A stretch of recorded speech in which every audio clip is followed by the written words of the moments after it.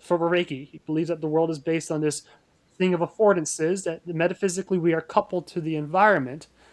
That will determine someone's epistemology. So, How can metaphysics come before epistemology? You just um, assume in metaphysics. You just assume that it's the way it is. Vervaeke's epistemology that he's using in his courses, and he explains, is the convergence, is the whole convergence thing and explanation. How many lines of convergence are in this model? We don't have any convergence on that specific abstraction that there are for piece of knowing that it's even useful. It's only ever represented in his model, and maybe his is mirroring the 4E cog science or something. I really like the way you explain that because I very much, that's the core of what I disagree with in the model. Whoa. Hey Josh, how you doing? Doing good. How are you? I'm doing fantastic. Excited for this. Yeah, me too. We have a lot of potential topics going into it. Yeah, a lot of potential topics. Just so you know, right off the bat, I have Felicity right here. The way my wife and I have been doing this is she's a night owl and I'm an early morning guy, so she typically will take care of Felicity the first part of the night, and then I wake up at like 3:30 a.m., bring Felicity in my study, do Peterson Academy while she's sleeping, waking her up, feeding her, burping her, and I just kind of have a flow. Um, but if she does start acting up during our discussion, I'll probably plop her in my little shirt pouch here, and then she's Yeah, out. cool. Yeah, so I just barely fed her, so she should be good for 2 to 3 hours. So we'll see. So you have to be like awake.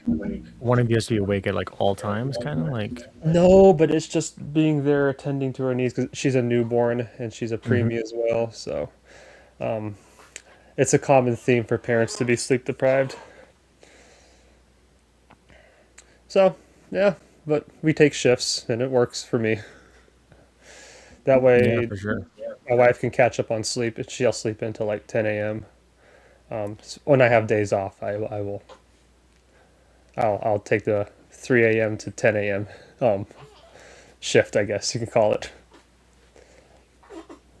Yeah. Well, it's very cool you got a baby now. That's very fun. Yeah, yeah, yeah. It's a very fun experience. So I like being a so far I rather enjoy being a dad. So That's nice. what I'm doing, I'm learning as I go. So, but that I'll probably put her on my chest right now just to make things easier. Because she's already. Oh yeah, yeah. I'll show I'll be showing you guys. I'll show you. If people will watch this, they can see Felicity. There she is. Very cute. She actually looks like a baby when she came out. She looked more like a fetus because she was so early. So, what do you think about that curriculum planner? Curriculum planner. So, I mean, two things. One is that it's very nice, like a very well-rounded curriculum. The other thing is that I'm not doing it yet because I just want to focus on those things which are like superly narrowly interested or focused in direction that's beneficial to me, and I kind of know it is. So, Yeah. you Well, know, what is beneficial to you at this point in your academic journey? um, basically classical, philosophical, and psychological, Okay. um, and then music, art, um, and that's the main focus. Yeah. So that's pretty much like a good 2/3 of the courses. Yeah, Yeah.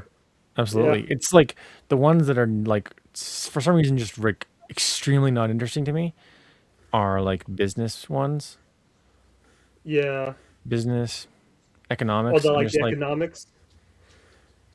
yeah, I mean, to me, it's just like so not interesting because I'm like, okay, when it comes to money, like I want to go to the core base of it. Like, how can I do something that's useful and then, something that's productive and then like worry about the economics later. It's just like far away from what I care about right now. Yeah. Yeah. How about you? How's you feeling about the curriculum planner? I well, I am going back to school perhaps I'll talk about why I'm going back to school, traditional school for a psychology degree.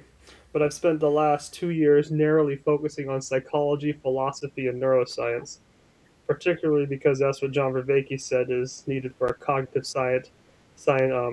cog sci education. Those three plus computer science, which I don't have.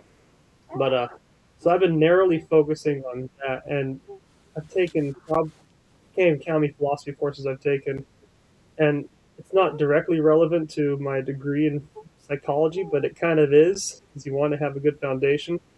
So I kind of realized after taking all of those really, and those are, in my opinion, those are probably the hardest courses, the philosophy ones. Um, just if you take it seriously, there's a lot of reading, a lot of just sustained focus to actually understand all of the concepts being conveyed by the various philosophers. So I've done that, and for me, I think that's kind of given me a good base. And I've started going through other courses, and I'm realizing, even if they're not of my interest, because I have the study habits developed over the last 2 years and kind of many conceptual frameworks, I'm able to pick up the concepts really quickly. So I'm almost done with how to plan your life already, and I'm working my way through biology, really enjoying the biology. So that's kind of where I'm at. I am going to do the curriculum, the full thing, because I'm already halfway there. Like Makes sense. semester, Yeah. I have 35 courses done, plus another 15 that I haven't done the final for. So that actually puts me pretty close. So I'm gonna just do. I'm gonna do it while I'm in school. But I'm spending this summer knocking out courses that I know that I would not be able to handle while in school itself. So I mean, I probably want to do the curriculum at some point too. yeah.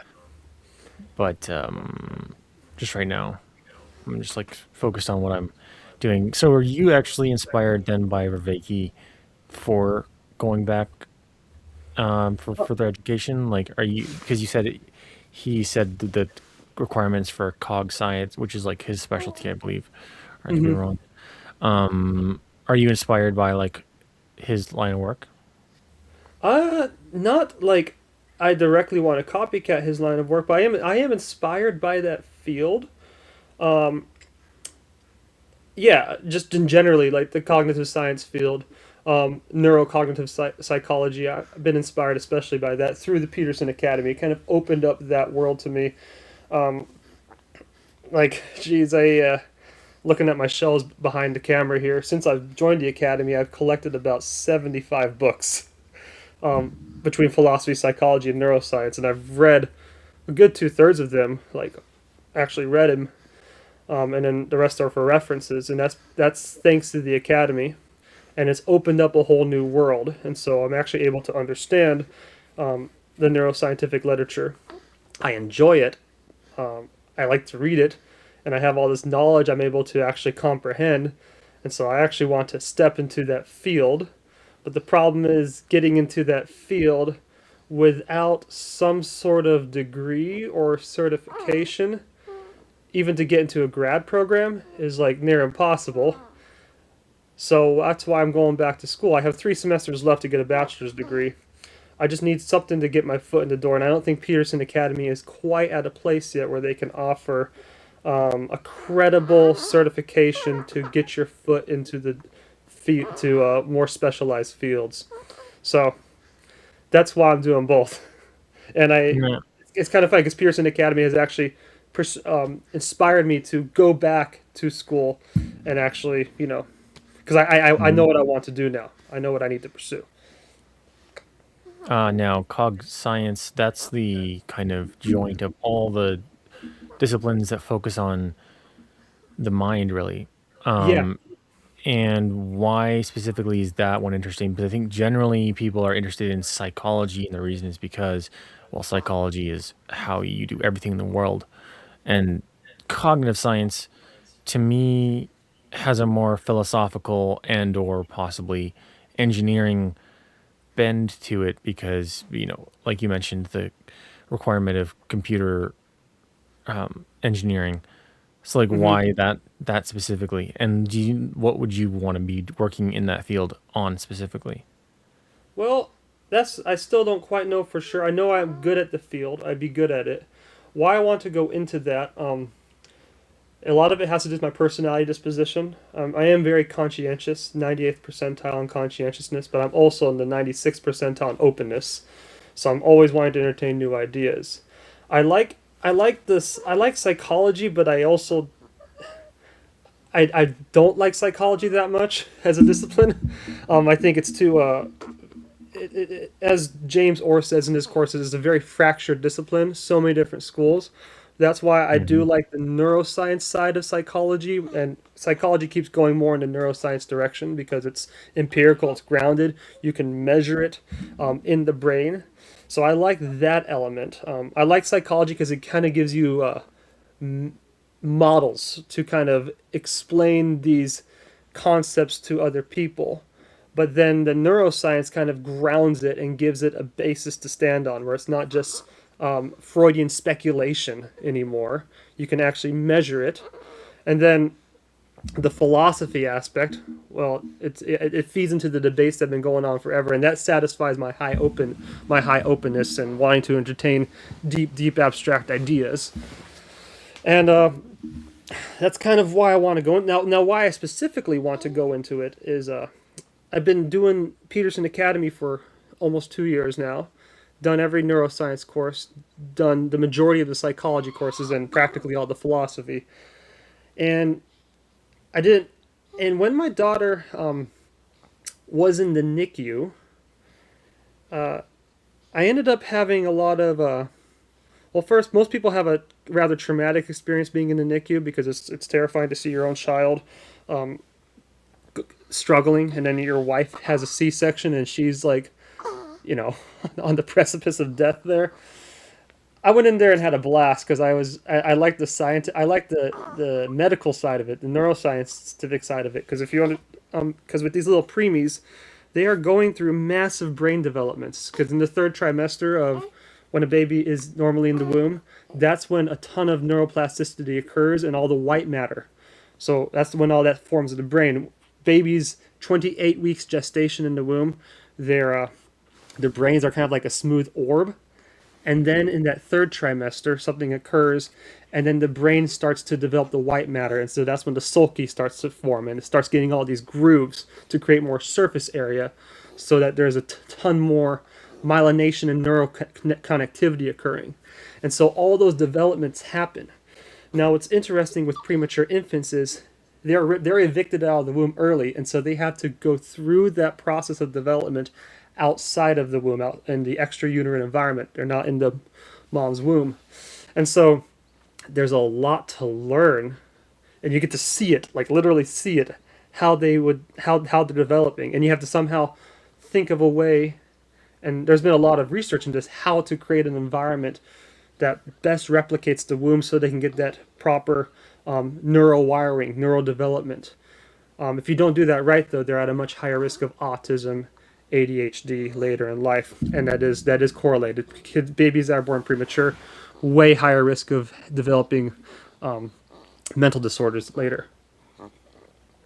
Do you simulate it by darkness and silence, or not silence, but near silence, or like do you simulate it by sensory deprivation? Oh, what was that again? Do you simulate the experience that they're supposed to have through like being in darkness? Yeah, well, yeah, because yeah, in the NICU they will have the lights dimmed a lot when they're in the incubator pods. They will muffle the sounds. They actually have, not every NICU has this, but the ones that have been developed in the last 10, 15 years, they'll have sound decimal things so you can watch your tone in the room. And so they're trying to mimic that. There's a really cool science behind this. It's called the Synactive Theory of Development. Because what happens is the baby has different, the autonomic state is still being developed. You have the attentional state, which is babies don't need, premature infants, fetuses don't need a attention state yet because they're in the womb. But when they're ripped out, suddenly they have to somehow wire up their attentional state. But because that's not wired up, they can't. So an example, because that's not wired up, they don't know how to properly integrate that and direct their attention. So for example, if you are holding a baby that's premature, baby makes eye contact with you. A term baby, a baby that's born normally, can direct their attention away and look away from you. A premature infant does not have the developed attentional state developed in their brain yet, so they can't look away. So what happens when they're overstimulated, as opposed to looking away like a normal baby would, they'll just stop breathing. Another system will come online, shut off. They'll have an autonomic response to overstimulation. They'll just stop breathing. They'll go blue, and then you got to resuscitate them. Very common in the NICU because they haven't fused those different states in the brain yet together. They're not integrated, and so and that's because in the womb, who's doing the integration? Who's doing the co-regulating? It's the mom. She's regulating all those systems in the uterine environment, and so there's a lot of specialized care you have to know when handling these premature infants and how they developed, because that's you're trying to really cultivate that proper development.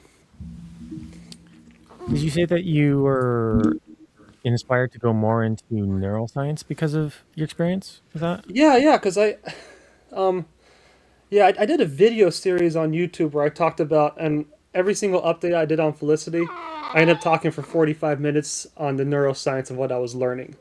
And I was able to pick up the neuroscience really quickly because of my education at Peterson Academy.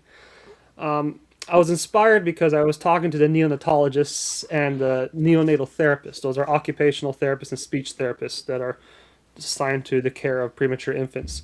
And I was talking to them, and I was having a great time, and they were surprised that I had no college education because we're talking about the synactic theory of development and neuroplasticity of premature infants' brains. And they asked me, like, you should go into this field. And I thought, I should go into that field. So I was inspired because it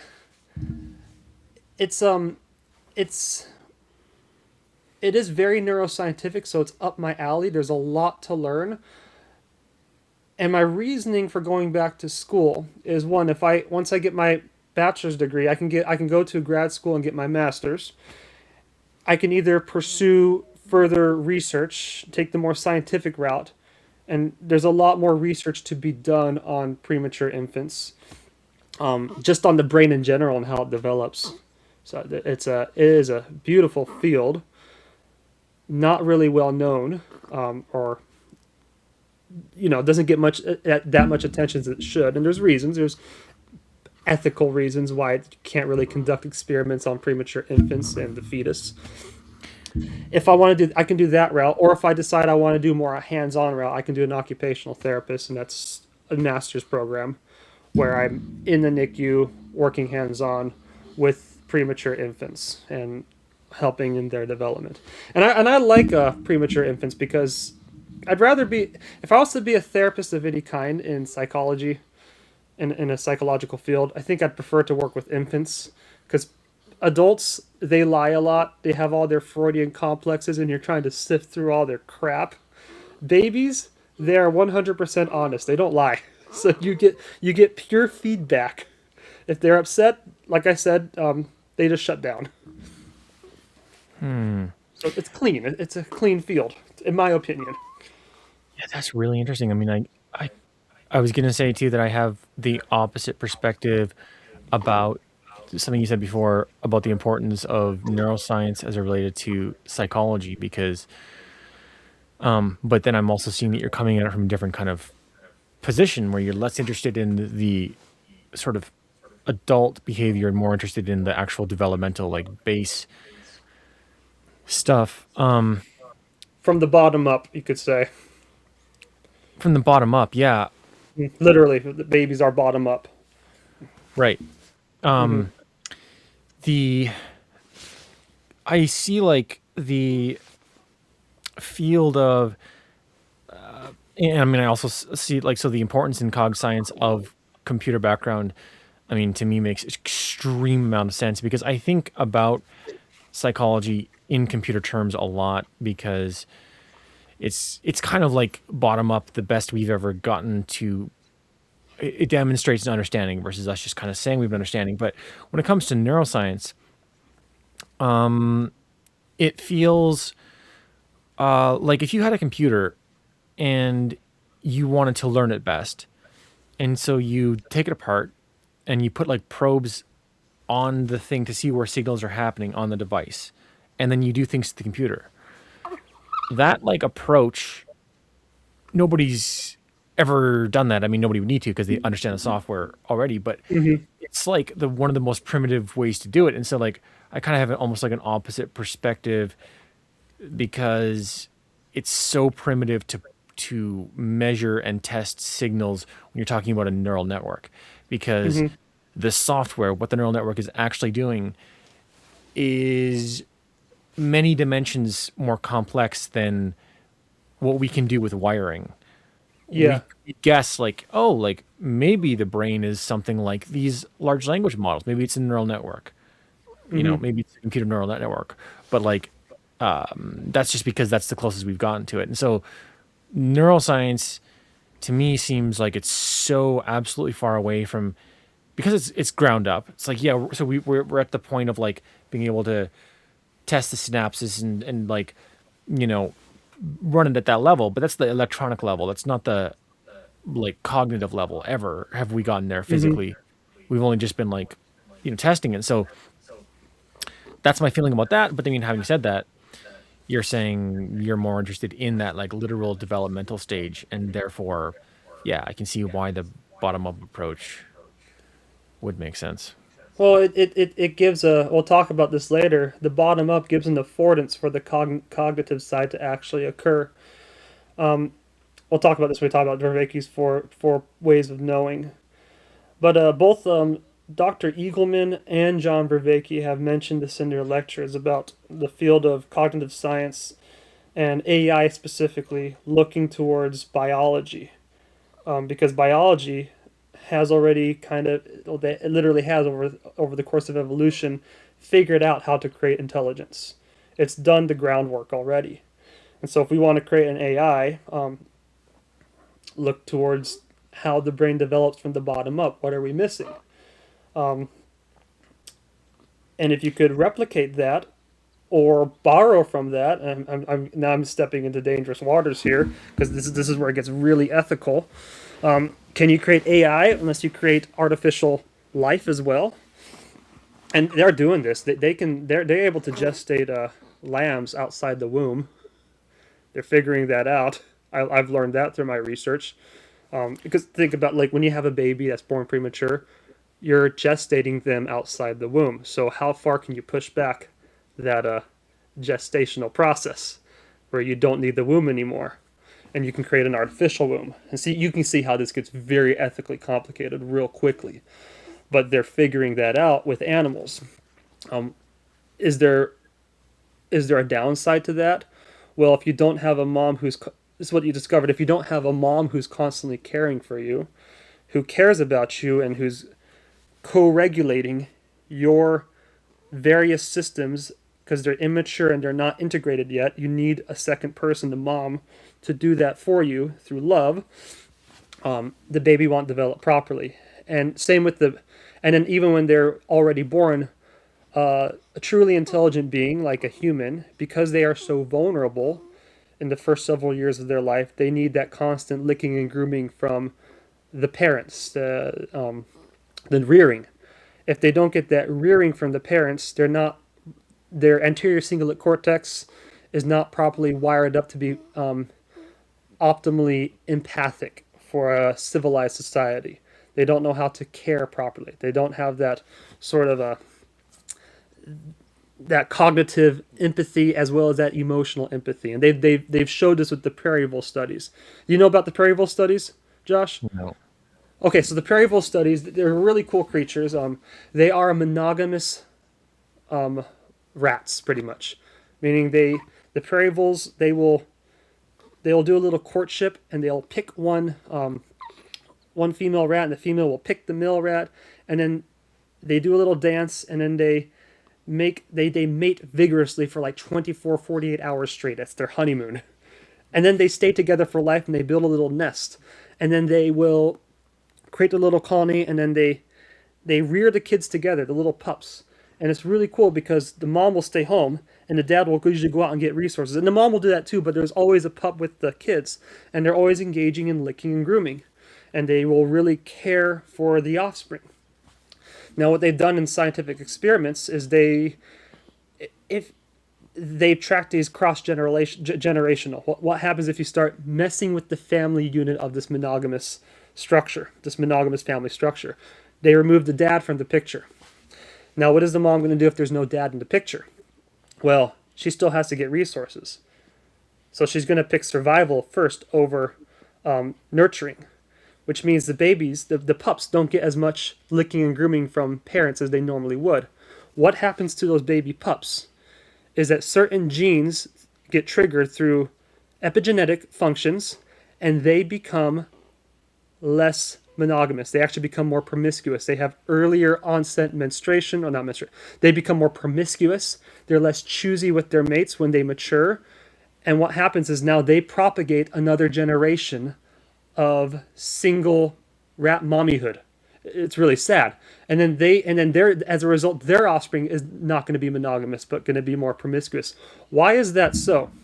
Because when you are a baby, because of all that neuroplasticity getting wired up, if you're not getting love and attention and getting your needs met and cared for, a secure base for life, what are you learning about the world in that early wiring? That the world is hostile and dangerous. And so what is the best survival mechanism to survive in a world that's hostile and doesn't care for you? It's to be anxious and to mate quickly and to flee, because your goal is not to rear kids in a dangerous world.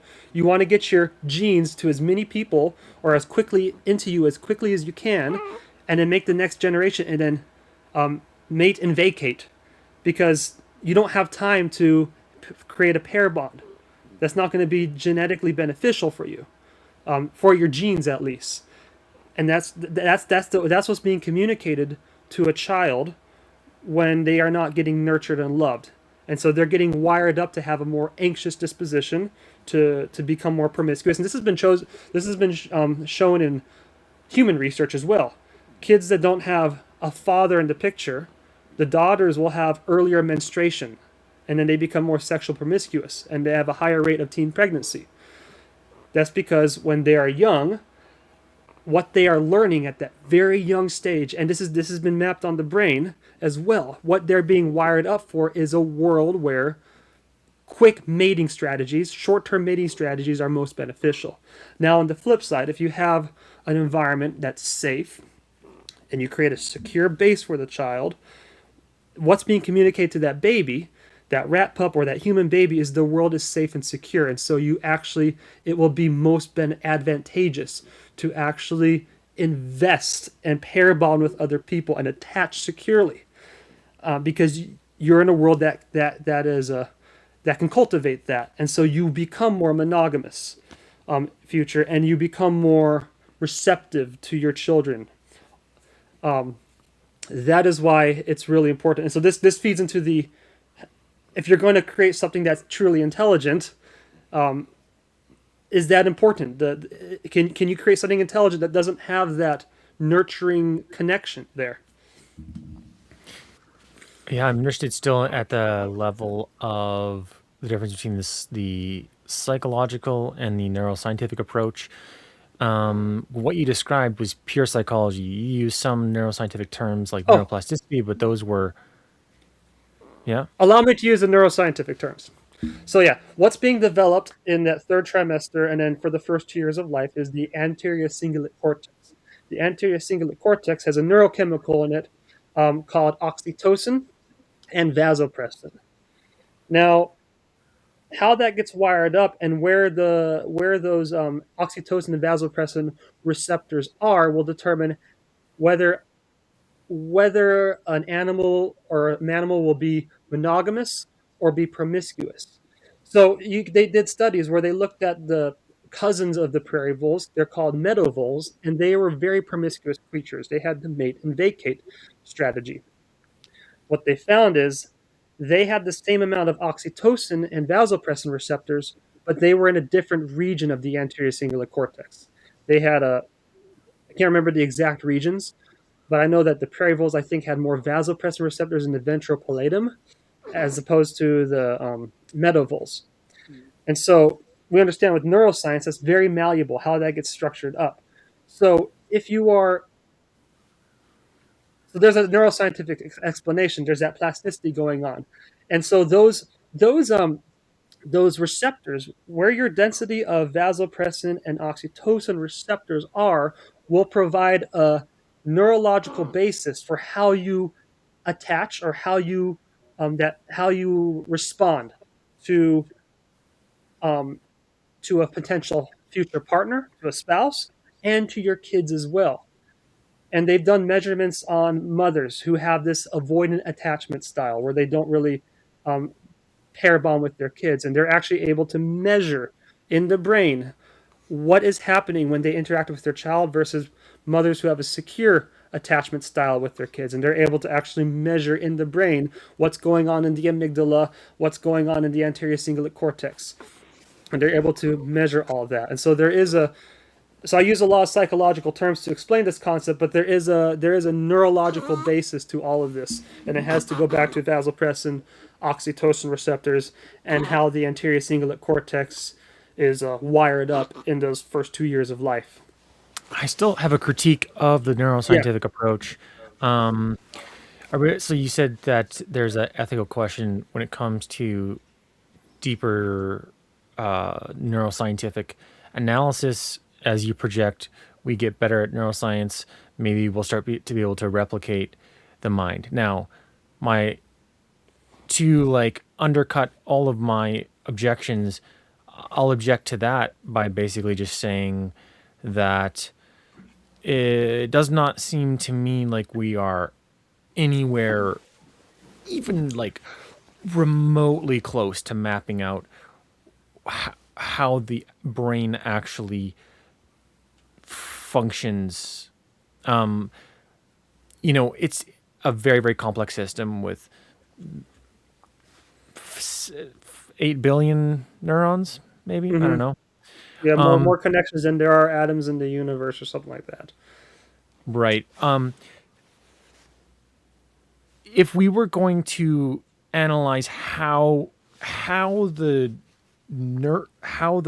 mind actually computes, I don't think that there's any way we could do it other than basically mapping out the entire brain or a significant proportion of it, putting that in a computer simulation, and starting to use neural networks on that to decipher, reverse engineer, the patterns that are happening. And all we have mapped out right now is the brain of a fruit fly, and it's probably not that well, and it's probably not dynamically mapped out. hmm And so, additionally, so when you're giving the neuroscientific analysis, to me it feels trivial compared to the psychological one, because you talk about the just sort of behavioral psychological terms where you observe what happens, you remove a element, and then you observe the psychology of what unfolds. hmm You can then stick probes in and you can measure, well, what's happening. But I mean, I think there's a big danger that neuroscience falls into when I'll think about this example, and this example to me is just like insurmountably huge. And I've never heard anybody else say this. It's just an example I thought of. You maybe have somebody who has like some condition or something, and you measure in them a non-regular, some structure, maybe something in their brain that's different, abnormal from some other person, and you go, okay, hmm I've identified the physical cause of the issue. My contention, though, is that the brain is incredibly neuroplastic, and that physical cause could be a downstream result of the cognitive process choosing that that's the physical shape of it, because it's a neuroplasticity is the cognitive, the internal thinking, you could say near conscious part of the brain's ability to then create physical parts for it. And so somebody says like, okay, It's the top down aspect of being human. what do you mean? So it's the cognitive part, but it's top down, meaning because we have this cognitive aspect of us, we could actually engage in plasticity and change other aspects of our biology, Yeah, our yeah. neurology. Hmm. And animals also have it. It's just like way slower to where like a Yeah. human in their life can choose to be neuroplastic. An animal maybe over the course of their species will be more neuroplastic. Hmm. But like in this example where you're talking about the receptors of, I forget which one's the Vasopressin, dopamine. oxytocin. Yeah. Yeah, oxytocin. Yeah. Hmm. So they measure that that's what happens, and that these receptors lead to this. But I mean, I would argue that it's like, okay, that's a physical ramification, but really the machinery, the actual thing that's happening is the software level. And, you know, the neuroscience ability to tap into how does the software actually work is, again, I'm saying like millions of miles away from being anywhere there, because it's like, okay, so if the brain is a set of neurons that is a complex system that can result in the brain deciding to do things, so we call that consciousness, just not in the philosophical sense but maybe the neuroscientific sense. We have this consciousness function. If the Hmm. consciousness is responsible for the thing, to then say that the environmental setting caused the thing is like restrictive. And to just close out this point, in the example of, okay, so let's say you have a person, they are given a traumatic situation, you study their brain, you notice that there's something that happens that's abnormal. You go, the traumatic situation led to the abnormal thing in their brain, which led to the abnormal results. It could also be that their conscious function decided to do that. And so it wasn't just a cause and effect between the environment and the neural structure. It's like it's it's that, but it's also going through the conscious element of the brain, which Hmm. neuroscience has no ability to map, which just seems like a massive, I don't know if I've articulated that, but a massive I like, think neuroscience can measure. They can measure the brain, how the brain, the cascade of neural connections that occur when someone chooses to consciously face up to a traumatic experience, like voluntarily. Peterson talks about this. There's different neurocircuitry when you voluntarily confront a trauma versus when it takes you by surprise. Different systems come online, and they can measure that, but that doesn't change the fact that the individual himself has to have a particular conscious psychology to change their brain. So I'm not.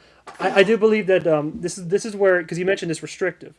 This is where psychology and understanding, having both understanding of neuroscience and psychology is helpful, because neuroscience, you can see the substrate, that what's going on in the brain. You can't change that without psychology, without having a proper psychological model with psychotherapy and engaging in that. Because what the models in psychology afford is it teaches you how to properly attend to your own life, to interpret it, to understand the narrative of your life, so that something traumatic can be transformed into something healing, something that will that can literally change the way your brain is wired up, if you choose to accept that psychological model or that belief, or if you mhm. want to get really religious, to become converted to a new way of life. That does require a conscious element, and I do believe, and there's work on this. There's a book called there's a few books in the Neuroscience of Humanity course where they talk about the whole brain mind connection. There are changes that can occur within you when you adopt a proper way of thinking. So that's where psychology is empowering. Yeah. Hmm. Yeah, lots of the things in neuroscience or that are said about neuroscience, and I'm not saying that neuroscience isn't a useful field or one to go into.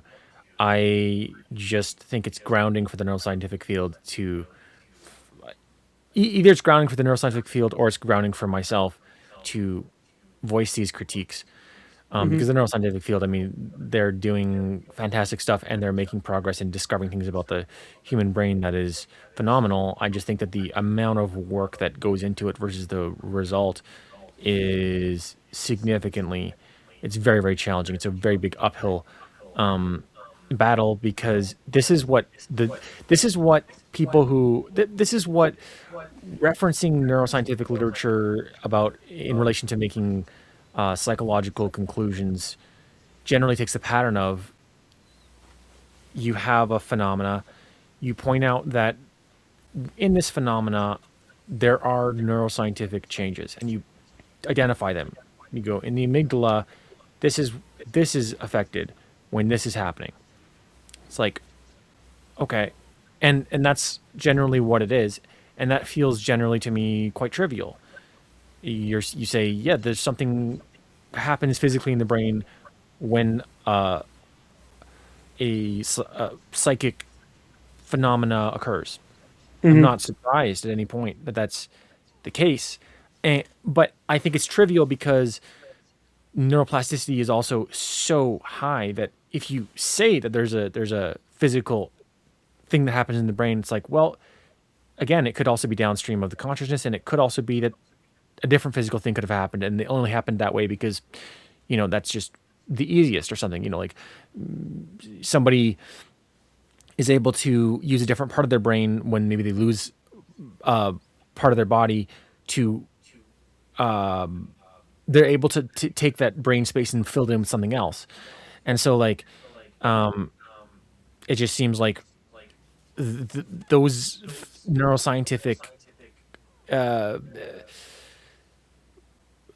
analysis in relation to psychology just always to me generally just feels trivial. Like why bring up the neuroscience? It's you're just pointing that something is happening, and it Hmm. doesn't really say much about the psychology. Yeah, I can see that. Yeah. Well, and I think it also depends on what you're. So I think for the layman, who's not, depends on what field you are. So if I going into occupational therapy or studying premature infants, neuroscience is going to be a very, very, um, very important topic, because now I'm entering into premature infants is an unnatural phenomenon in human history. Babies born 12 weeks early, they would have died. Now, because we're in an unnatural environment and we're using technology to gestate these infants, having the tools of neuroscience in your back pocket to take measurements, because she's got measurements of her brain, those are important because now you want that as a resource when you're doing your work. But for most people in their day-to-day life, the neuroscience is trivial. What is more applicable, more useful, is a psychological construct, Hmm. and that would be more broadly, that is more digestible, you could say. More, there's more utility in that for a layman. But then it all depends on what field you're going into and what's your specialty. In respects to if they're in respects to, I think, cognitive science and creating artificial intelligence, if artificial intelligence is going to have to dovetail with artificial life and we're going to have to look into biology, I do believe that understanding the neuroscience and having the neuroscience talk to having, this is what Vervaeke argues, the neuroscience field needs to talk to the psychology field, and the psychologies needs to talk to the philosophy, and they need to stop equivocating with each other. If you're going to pursue that route, I do think having a foot in every single discipline is going to be highly important, because if you're doing deep scientific work, you want to have a good psychological construct, but you need to make sure that it's grounded in something measurable, tangible. So that's where the brain science comes into play. Um, Something that can be measured physically, and it doesn't take observing the phenomenon over the course of someone's life to actually measure to know if it's good. Because that's the thing about psychology and psychotherapy is It works, but you have to wait for the consequences in someone's life.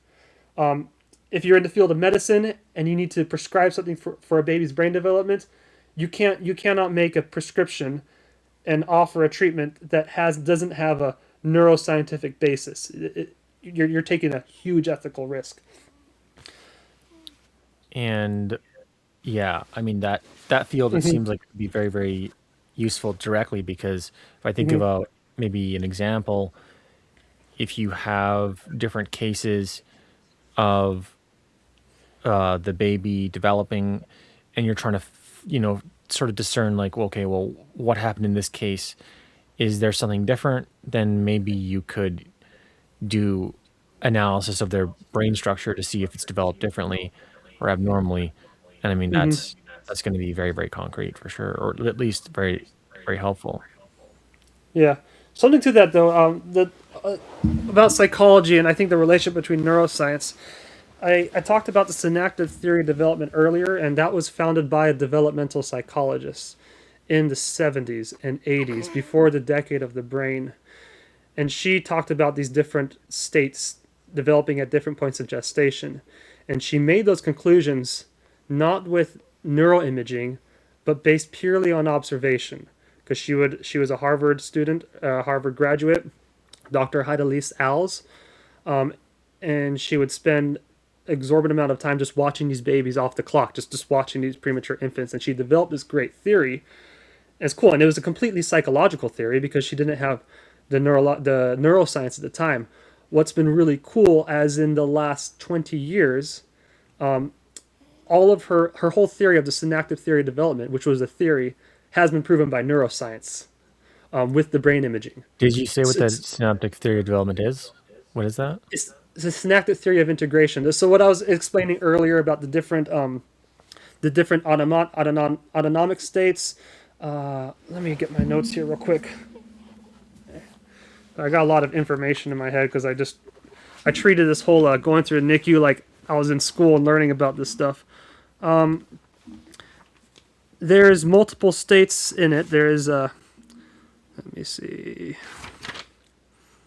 There's the autonomic nervous system state. There's oh man, I'm sorry. I am losing my mind here. There's the attentional state. I'm sorry, I forgot what states there are in this synactive theory development. In short, there's multiple states that are getting wired up in the third gestation of development, Or and what, she like, was able what's to. yeah, like, what's the logic or the, like, reason how it's significant? Or and you said it's like, 'cause it's a neuroscientific model that was observed psychologically. Like, what's just like the basic Well, logic of that? she didn't have the neuroscience wasn't a discipline at the time while she was doing her research.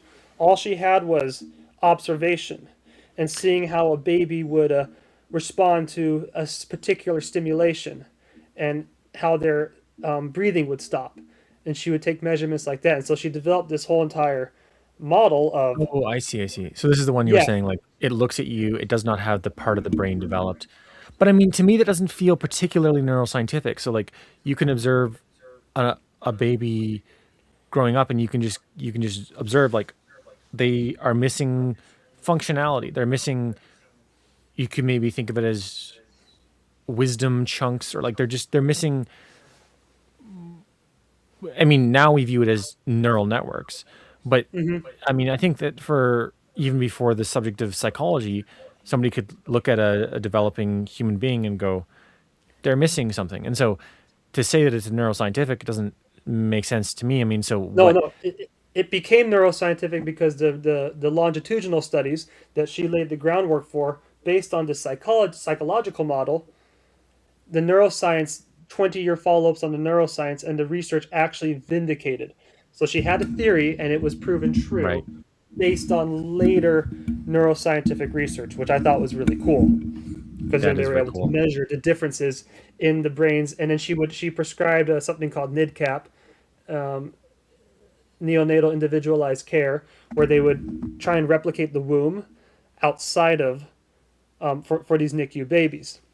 And that was kind of weird because back then the culture was in medicine was just treat the baby, just get them breathing, get them surviving. They would literally strap the baby's arms down so that they can do procedures on them, and they wouldn't pull out their IVs and their NG tubes. That's the feeding tube up the nose, and that was completely normal. But she said that's not natural because in the womb you're in the fetal position, so you're destroying their motor development.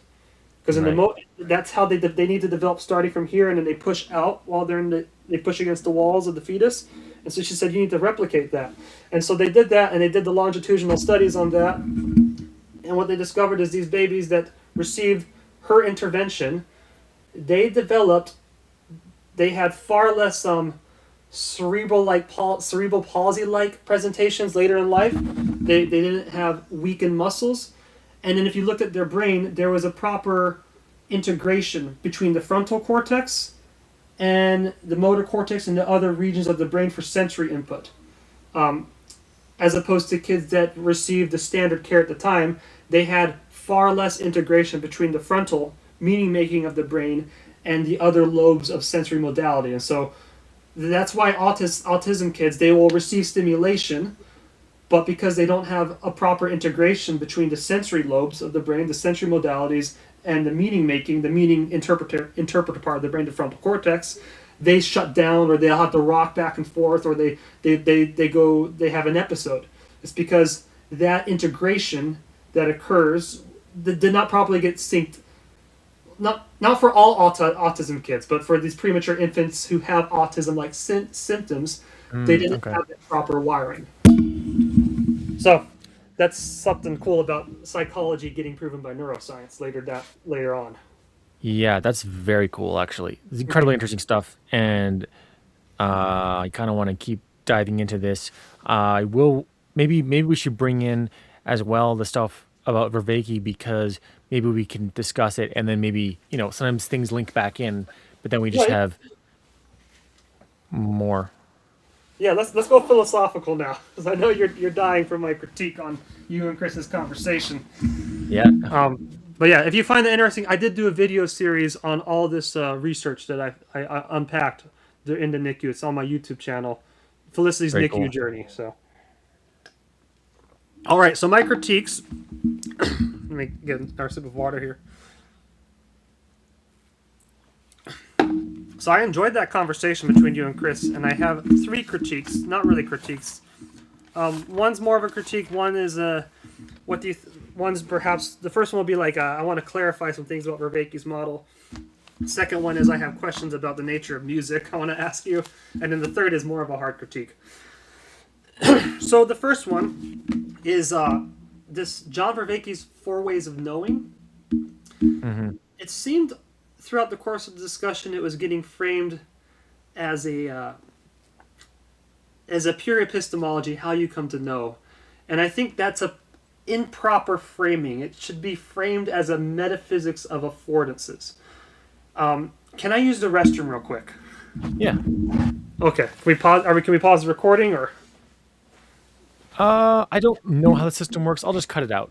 I'll just chop Okay, it. sounds good. I gotta use the restroom real quick. Give me 1 second. I wanna be fresh on this and not have my bodily states interfering with my meaning making states.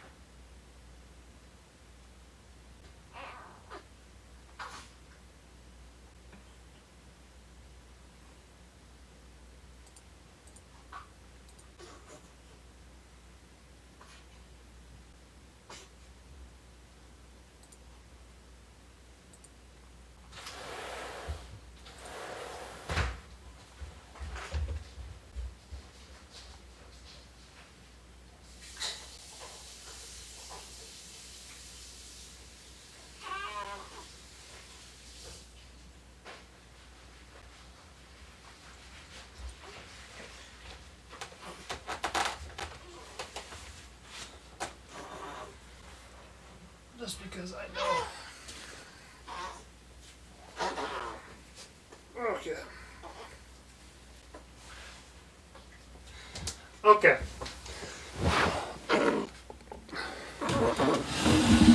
So, Josh, I actually wrote out notes for this so I could have our thoughts Brilliant. organized. So I'm going to explain some of these, just kind of talk through my notes, but I want you to interrupt because I want this to be a back and forth feedback just so we're clear on our thinking. Cool. So, oh boy, I'll have to change that later. Okay. So we're going to understand this. These babies, man, they're just an eating, pooping, sleeping machine. Okay, understanding it as a metaphysics of affordances. There's this quote by Ayn Rand out of her book, Ayn Rand Philosophy, Who Needs It? And I kind of want to frame our discussion, philosophical part of our discussion, based on this, because it's going to lead into the nature of music as well. So I found this useful. In philosophy, the fundamentals are metaphysics and epistemology. On the basis of a knowable universe and of a rational faculty's competence to grasp it, you can define a man's proper ethics, politics, and aesthetics. And she then goes on to state how, based on the metaphysics, you understand how someone comes to how someone knows something based on what their metaphysics is, then you can derive or induce their politics, their aesthetics. That's how they appreciate art or what is art in their worldview. And so I want to kind of have that quote in mind when with this idea of Vervaeke's model, that it's less the four P's of knowing, or the four ways of knowing, are less an they're less of an epistemological model and more of a metaphysical model. How is that so? I want to start with the participatory knowledge, and perhaps this will clear some things up. How you participate in reality, that's where you build up from. So you asked Chris what his epistemological foundation is, and I believe he said it's I don't know anything, right? Or kind of like the Socratic ignorance. My Right. Is there feedback? Oh no, I don't know if you hear this, but there's just like maybe it's like something related to fracking or oil related. There's this big explosive sound. Is You it hear gone? that? No, it's just like. But if you don't hear it, I then turned off my heater. That may have been my little space heater. no. I mean like outside, like some big operation. Somebody's maybe doing maybe it's called a blow off or something. I don't know. Oh, not on I don't hear it on my end. So. Oh, okay. It's fine then. Yeah. Okay. So, you asked about the epistemological starting point, and it was an appeal to Socratic ignorance. I found something really interesting, both in the works of Ayn Rand, in her John Galt speech in Atlas Shrugged, as well as Nishida. Oh, this guy right here, Katiro Nishida, in his book An Inquiry to the Good. And what they both kind of do is this Descartes reversal of his eg cognito ego sum. I think, therefore I am, and they reverse it, and they have the statement, I am, therefore I think. And they claim that as their epistemological foundation. Why do they do that? It's because you start with, they even say in Descartes' famous dictum, is that called dictum, he has a hidden assumption of existence. I think that there is an implicit assumption that there is already existence preceding that. And that's kind of and then they give a lot of arguments for that. But think about this in the 4E models. I am, therefore I think. I participate in reality. I'm in reality. I am existing.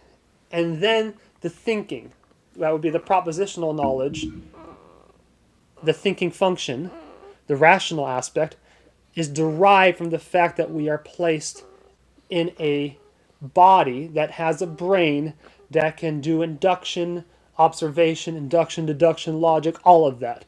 That is built on this assumption that the primary assumption is I am existing. I am, therefore I think.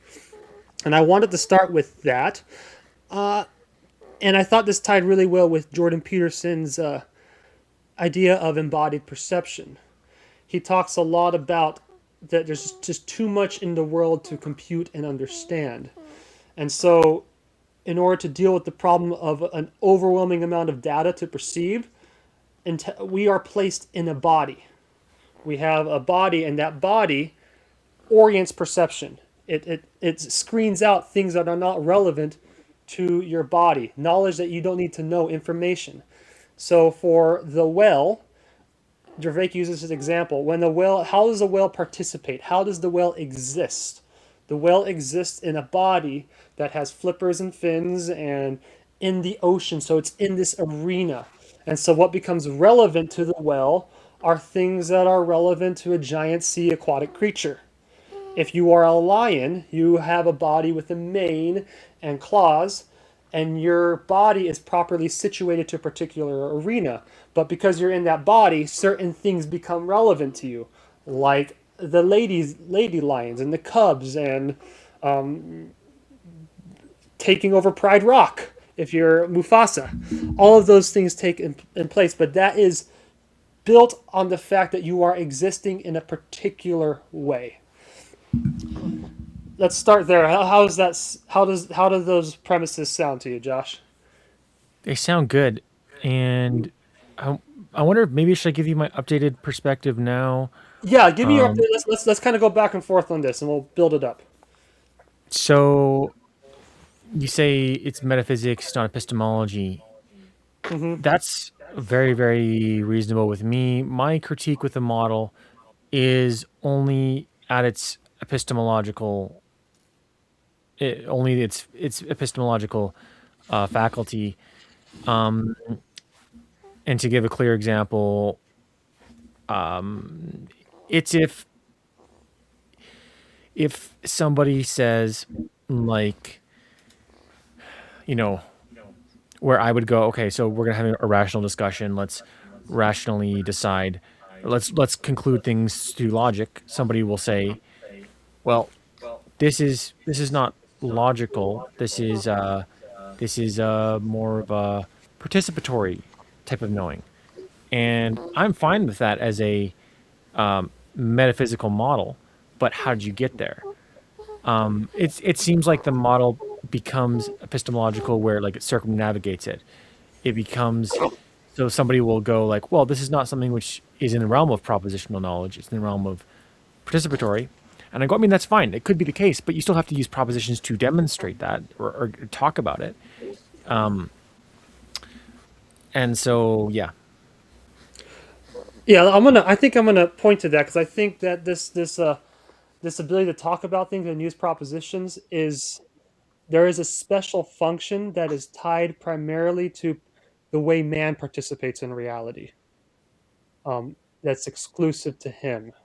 And and just before I move on, so your and let me repeat your critique though. Your critique is so where is your critique? What is the relationship from your understanding between participation and the propositional for you? And this was another critique that Yeah. Chris brought up was that it's a four-pronged model when I think it should be just a duality. Ah, It's the duality. so there is a real set of there's a real difference and important in knowing the difference between being able to logically conclude something and something which does not fall in that realm, which you more intuit, you feel, you maybe learn, something else. Um, and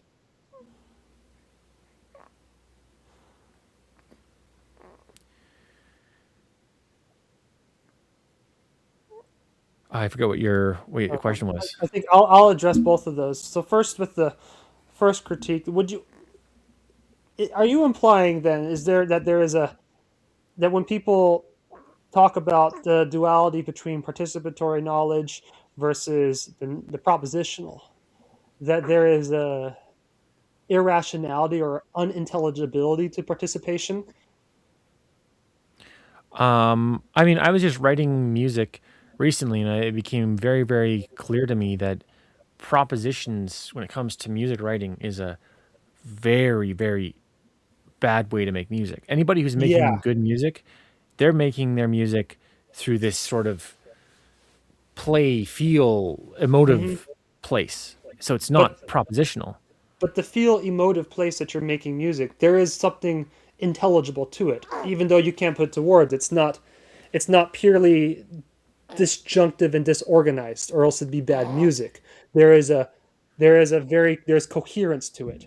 And if you were to spend the next 30 years, you have a great work of art, you could articulate it, but it may take you 30 years to figure out what the heck you just tapped into, right? Yeah. Um, Okay. yeah. The difference, or like what I would say though about it is that I wouldn't like, so yeah, so I think what you're getting at with the humans being different is that humans use propositional knowledge and we see animals don't use it. They're doing all this very sophisticated stuff without any propositional knowledge. But every model is a propositional, it's a set of propositional things. So even though music is done and the music itself is so you were pointing to the music itself is coherent and logical. But even before that, how do you say that, oh, when you make music, it shouldn't be this thing that's propositional? Well, you could use a set of propositions to show that. And what I'm saying is that in the communication of information, models large scale, some things can be more intuited, but there's it's like this. It's like the whole foundation, right? The whole metaphysical model. It's a metaphysical model. So it's a model about everything. It's a model that's bigger than language. It's a model that's bigger than what we're doing. But it's Hmm. built purely on epistemology, because how could we talk about it, discuss it, know anything about it if we didn't use epistemology? And so that's where I'm just so somebody will ground their what they say, I think, in Vervaeke's model, go boom, it's participatory knowing. And then I go, yeah, but you have to do the epistemology. You can't just you can't just assume a metaphysics and then derive your conclusions from it. Okay. So you have to use epistemology, a certain particular kind of epistemology, to actually understand this model that Vervaeke is doing. And so there's this kind of this the very fact that we're doing this stepping back from the model and reflecting on it and describing it, that is an epistemological act. Okay. Let me explain something. Maybe this will address this. Maybe we can kind of Yeah. tease this out, the different types of knowing.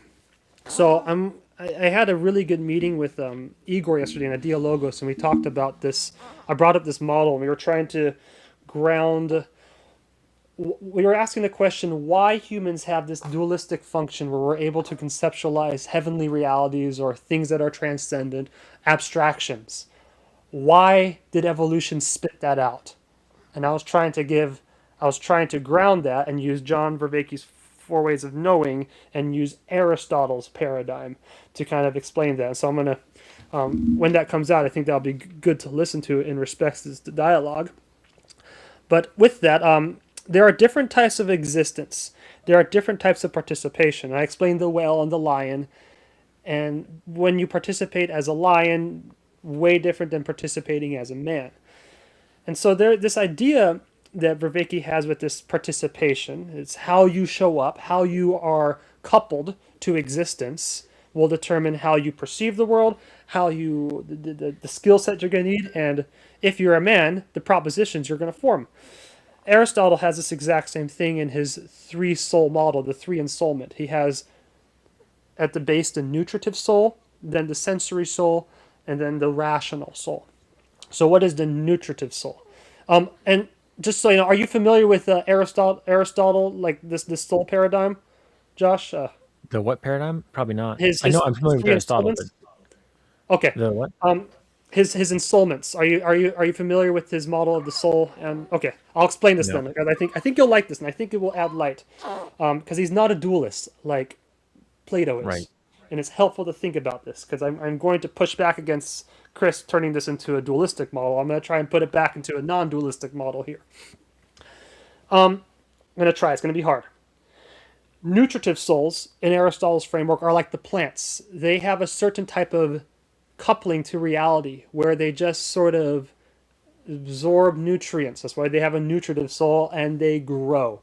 Pretty much all of life has this soul, including mankind, because we absorb nutrients and we grow. But they just grow, and beyond converting carbon dioxide into oxygen, they don't really act on the world. They are the environment in a way. Then you have Aristotle's sensory soul. And those are what the animals have, all creatures that move, that have action. They can act in the world, they have movement, they can sense things, they can feel. That's what constitutes a sensory soul. And when you have that soul, you show up in the world in this particular way.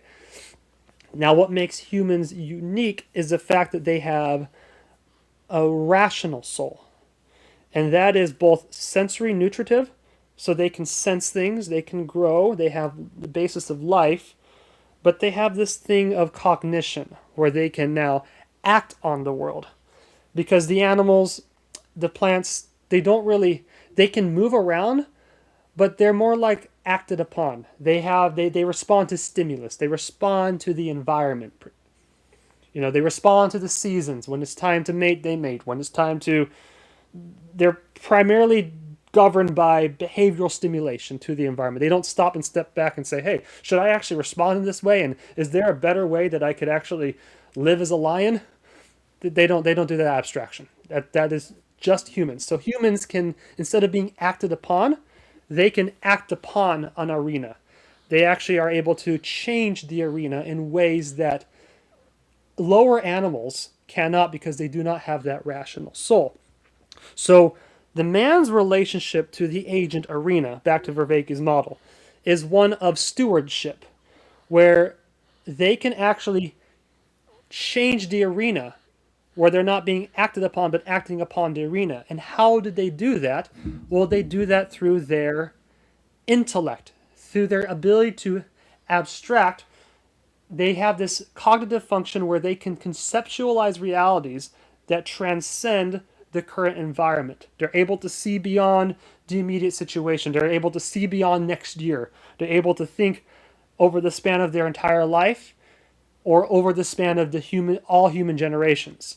And now they're able to act in a way that can, through abstractions, which the way people abstract is they gather information from their environment, man does, or they learn things that is communicated via abstractions from their parents, or their religion, or culture. They gather that in, they bring all that into their mind, they can conceptualize something that transcends the current arena, and then they put it into action. That is what makes man unique compared to the other animals. And this is why he's a steward over creation. And I'm using the word steward particularly because that's a biblical reference to Adam and Eve. Adam is in the garden. How is Adam created? In Genesis, God breathes his spirit. God gathers dust from the earth, breathes his spirit into it, and man became a living soul. So he has this spirit aspect from God. He has this material aspect from the dust.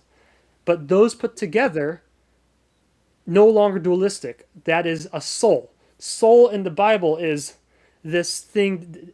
It's defined right there in the scriptures. Material plus God's spirit, that's what a soul is. And so this pivots to Aristotle's hylomorphic soul, where the soul of man, the soul of anything, is not this floating spirit thing. It is the complete union of spirit and body, form and matter. And so that goes back to how we talked about embodied perception that Jordan Peterson talks about, where you need a body to orient your perspective. You need a certain type of participation in reality. Man, having a spirit from God or an intelligence, joins matter in a way that creates the hylomorphic soul, and that is going to determine his reality. And so that's why he's a steward.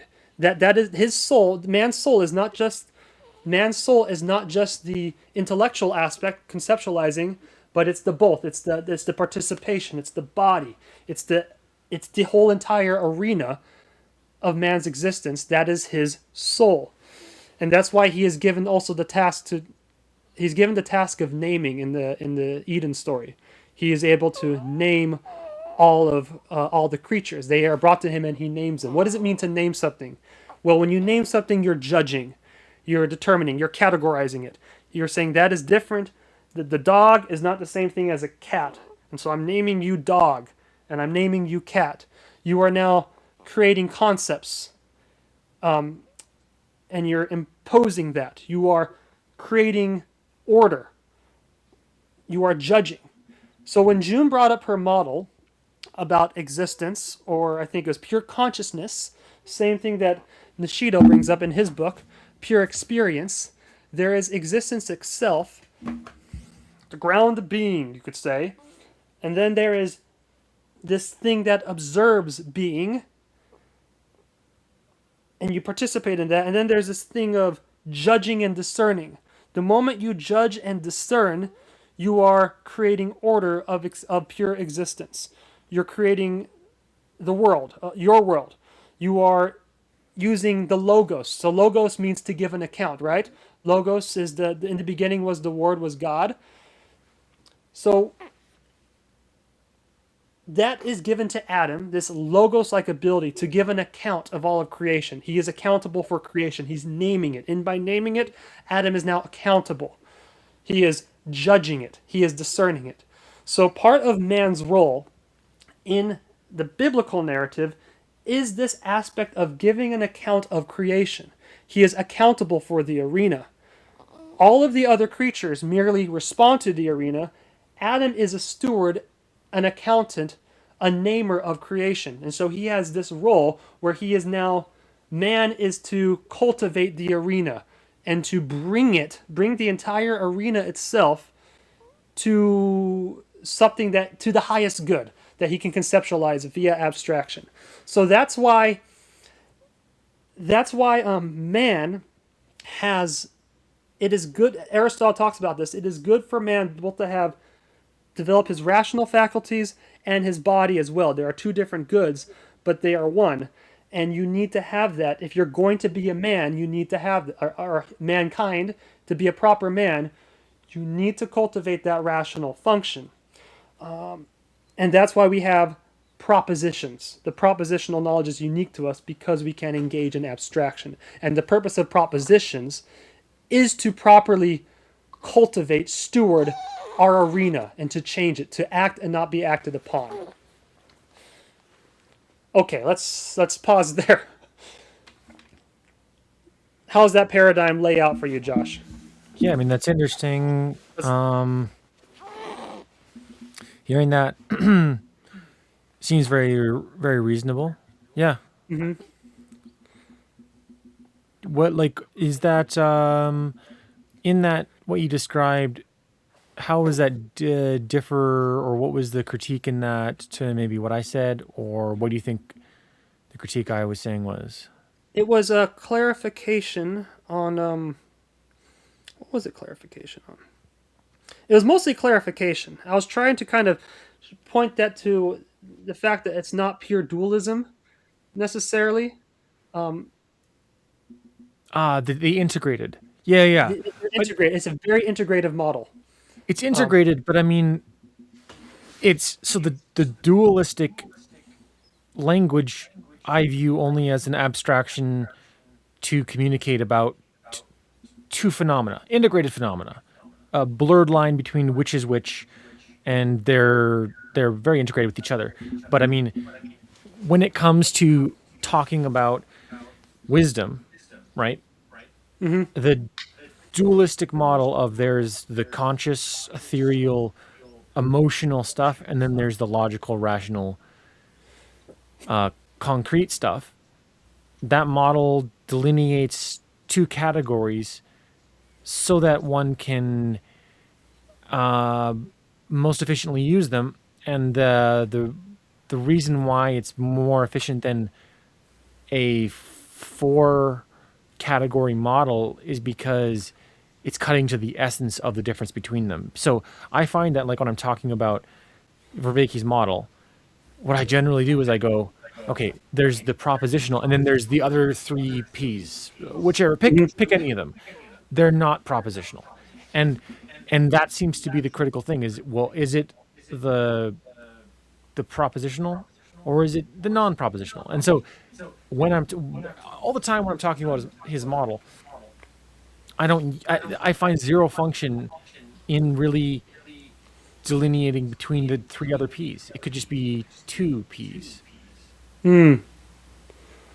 That's well, I think the model that Vervaeke, because you're looking at Vervaeke's model and you can see just the two P's that are important, the non-propositional and the propositional.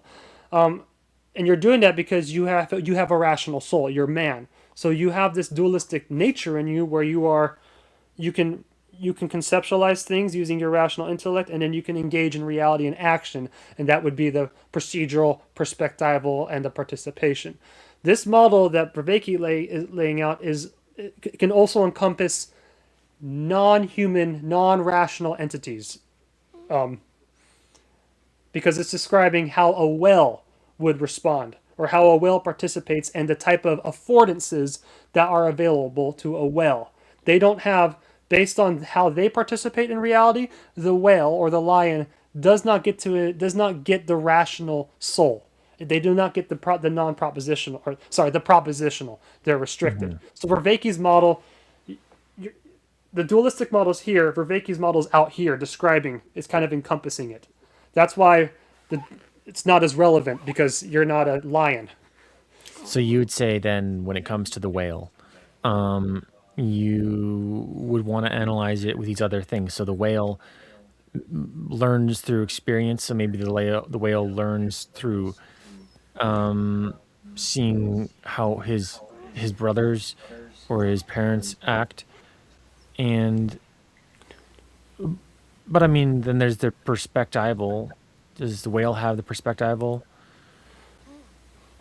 Hard to measure that, but I would intuit that they have a sort of, they have a sort of memory. Rats do this. They're traumatized by something and they won't go near it for a long time. They'll scream, and they'll have the equivalent of a scream, and they won't go into a new territory because they have some sort of perspective, some sort of memory of that traumatic stimulus. So from what we can observe, they have those other forms of knowing. Now, I think where this pivots to is why don't other animals have propositional knowing? Is because propositional knowing enables man to think in abstraction, and that enables man to change the arena, or to change their life, to repent. If you're going to use a biblical term, metanoia, they can repent and they can change the trajectory of their life, because someone can deliver a concept, an abstract concept, the gospel of Jesus Christ, or the Buddhist way of life, and they can communicate that to another man. You can receive that abstraction, and you can say, oh man, I'm using propositions, and I can now engage in this proposition, unpack the proposition, kind of see how it would make my life better, and then I can now take that proposition and integrate it into how I participate in reality. And that is what makes man unique. You cannot change the arena, you cannot change your life if you don't have propositional knowledge. The current scientific idea of how nature is wouldn't so strongly delineate it between man's thing, because Also, because evolutionary biology does have this sort of witnessing, calculating, changing, updating function. It's just a lower order system, like and so if you can even, you say, well, it doesn't have like the conscious part of it, but you can sort of take that conscious thing that's humans, the decision, like the deciding to what to do, and you can implement that into an animal. You can think of maybe an otter was maybe a more primitive thing before, and then it like realized. You could think in these terms because it's cognition over a way larger span. So just because we don't see it as like an awareness, it still could be an awareness, and it certainly acts like an awareness. You could say that the otter realized that he was, a bit too confined to what he could do, and so the otter became more adaptive, learned to be on land and off land. He he decided to get better at swimming, which was changing what himself quite strongly. And the changing the environment thing, you could think of like large mycelium networks, fungal networks, or like even the forest. We don't necessarily know how the forest works. It's like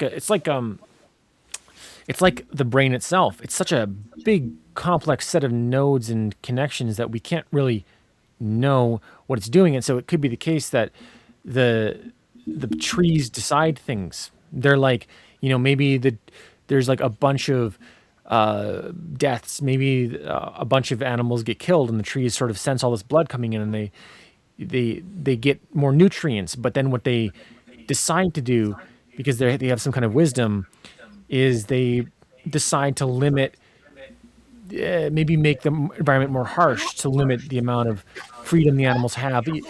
This is not woo-woo, but certainly not scientific, but it's not also unscientific. It could be the No. case that certain things in nature have this ability to change their environment, think, and respond. Yeah. Well, so where I would push back on that is nature does do that, but and they have that intelligibility to them, but that power of God or intelligibility ability is spread out across many generations, across a long time frame. What makes man Mhm. unique is because we have that power of intelligibility in each of us, and we don't have to respond slowly to the elongated time frame of God or that divine intelligence. We can put it into action now in the immediate moment. We can do that today. Yeah. Today is the day of repentance, as it says I in mean, Scripture.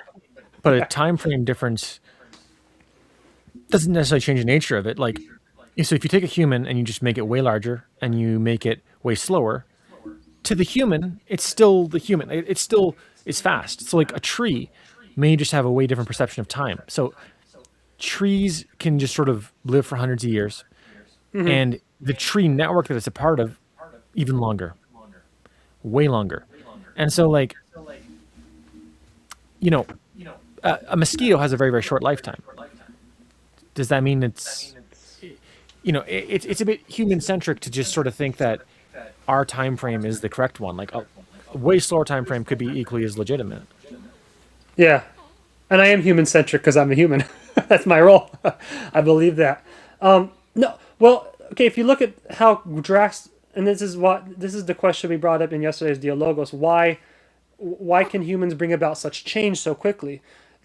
I thought about the trees that you brought up in Lord of the Rings. How the trees are really slow to make decisions because they have that long time preference, and they're like they fall asleep in mid discussion because they got centuries to make a decision. Mankind, we only have 70 years, and to change our life. We can bring about.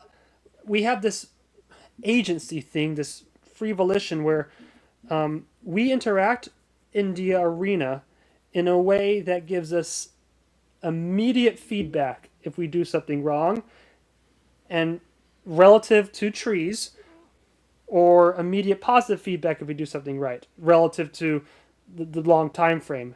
And so we have a limited window to steward, to cultivate our life into something better. And so, yeah, I would say it's human centric, but I don't see a problem with it being human centric because we are humans. Now, would that different? I think the differentiation between the intelligence that guides all of creation versus the intelligence that guides your life and how you want to live your life, it's the difference is in the time is in the time allotted to you, and the responsibility, and this idea of self. You are responsible for how you change your life, how you choose to live it. I'm not sure if that same responsibility is imposed upon the trees and the other animals, even though they can change in respects to the guiding intelligence of creation that is over eons. We have this function to change it today, change it now. Yeah. Cool. Now I'm also Yeah. distracted going back to the Vervaeke thing Hmm. about, I wonder what our difference, because I always feel like I don't like how people use the Vervaeke model. So I wonder, you know, isolating in on what that difference is. This is maybe my feeling of the misuse of the model, and it goes like this: it's whether a model is, encompassing everything, or epistemology itself, or metaphysics. It's still itself a set of propositions always. Hmm. And so what is useful about a model? The useful thing about a model is that it gives us a useful sense of knowing. Hmm. And the reason why the dualistic perspective seems primary to me is because when it comes to propositions, when it comes to like, how do we know what to do? Really, there is only two fundamental modes. It's that which can be represented in propositions and that which cannot be. And so it, so the model, I mean, I think it's true. It's functional. It's true, but it's not at its base epistemological. And maybe you're not, you explicitly said that it's metaphysical, not Hmm. epistemological. Metaphysical. I would agree. Yes, metaphysical. Then basically I point to, well, how is it used? Because it seems to be used epistemologically sometimes. Somebody will say something like, there are procedural ways of doing it, and so X thing is procedural, and so we need to not be limited by the propositional. Understand that there's the procedural in it. That so like when you come to the table with an argument, you have all these propositions, but you're forgetting the procedural. And what this Hmm. does is it deflates the procedural. It says, okay, the it's more important than that. But it's still using propositions and language to communicate what's being said. It's never escaped the propositional because you're talking about it. And so Yeah. it, if like the model in its the model itself is propositional, and every model is propositional, and so should be, you can't sort of escape that. You could think of a truly authentic representation of the Vervaeke model in the procedural where nobody talks about it and they just act it out. But you can never really tell somebody to do that because you're then not acting it out. You're giving a proposition and like you're outlining a reason for it. And so it's like the Vervaeke model I view as a higher order function, a very, very sophisticated, beautiful model, but not something that so, his one course is intelligence, rationality, and wisdom. But when it comes to rationality, intelligence, and wisdom, a model up here ultimately has to have an epistemological grounds because What do you? you want to verify your things are true. You don't want to just sort of assume that there's an metaphysics that, assume a metaphysics. So where's your main issue? Um, with you said it's a very beautiful model. What is it lacking in then? Well, if somebody says that, and this is something that June said as well, she pointed out what my issue was with the model. It's when people use it like it's epistemology. They say Ah. that because the model, therefore something. Mm. But if you don't do that, then well, what's the use of the model as well? I mean, it's like as a sophisticated higher order function in understanding the ways people behave and it's very, very useful. But when it comes to really zeroing in on what's true, it doesn't have much in that area because it doesn't go down to base epistemology. Oh, so yeah, I don't think the model is meant to zero down on what's. Are you talking about like what's true in a very particular situation, or like a? Yeah. Yeah, well, yeah, that's why. Yeah, I would agree because that's because it's not in epistemology, as you said, it's in metaphysics that gives affordances, and it gives a basis for it sets the groundwork for why man has, as I explained with Aristotle and everything, why we have this rational faculty. And now you have to use that rational faculty and figure out that epistemology to determine what's true. Back to Adam naming everything. He has this ability to see, conceptualize, and name what is true. Um, yeah, Vervaeke's model doesn't explain that. It just, as I said with Ayn Rand, if you understand someone's metaphysics, that the world is based on, for Vervaeke, he believes that the world is based on this thing of affordances, that metaphysically we are coupled to the environment, that will determine someone's epistemology. So, what is the epistemology that can be derived from this metaphysics of affordances and relationships in the agent arena? Well, the epistemology is that there is a structure of reality, it's intelligible, but I have to obey reality. I have to obey nature. If I'm to command it, because I have this rational aspect where I can actually name creation and order it, I must also obey it. Nature to be commanded must be obeyed. And there's an epistemology baked in that metaphysics that existence exists and I am existing in it. And therefore I am accountable to this reality. And so that's the epistemology that can be derived. Now, if you have an epistemology or if you have a metaphysics where there is no such thing as reality and we're all a hallucination, what kind of epistemology would you derive from that? Does that kind of make sense? The layers. It's not meant to be an epistemology, but it's meant to give groundwork for an epistemology. Well, I can't give groundwork for epistemology um, if it's not epistemologically grounded itself. Um, The epistemological grounding is in the metaphysics. Metaphysics comes before epistemology. how can metaphysics come before epistemology? You just Um, assume in metaphysics. You just assume that it's the way it is. well, you're using a way of knowing to you're using propositions to describe the nature of reality. The reason why it's the groundwork is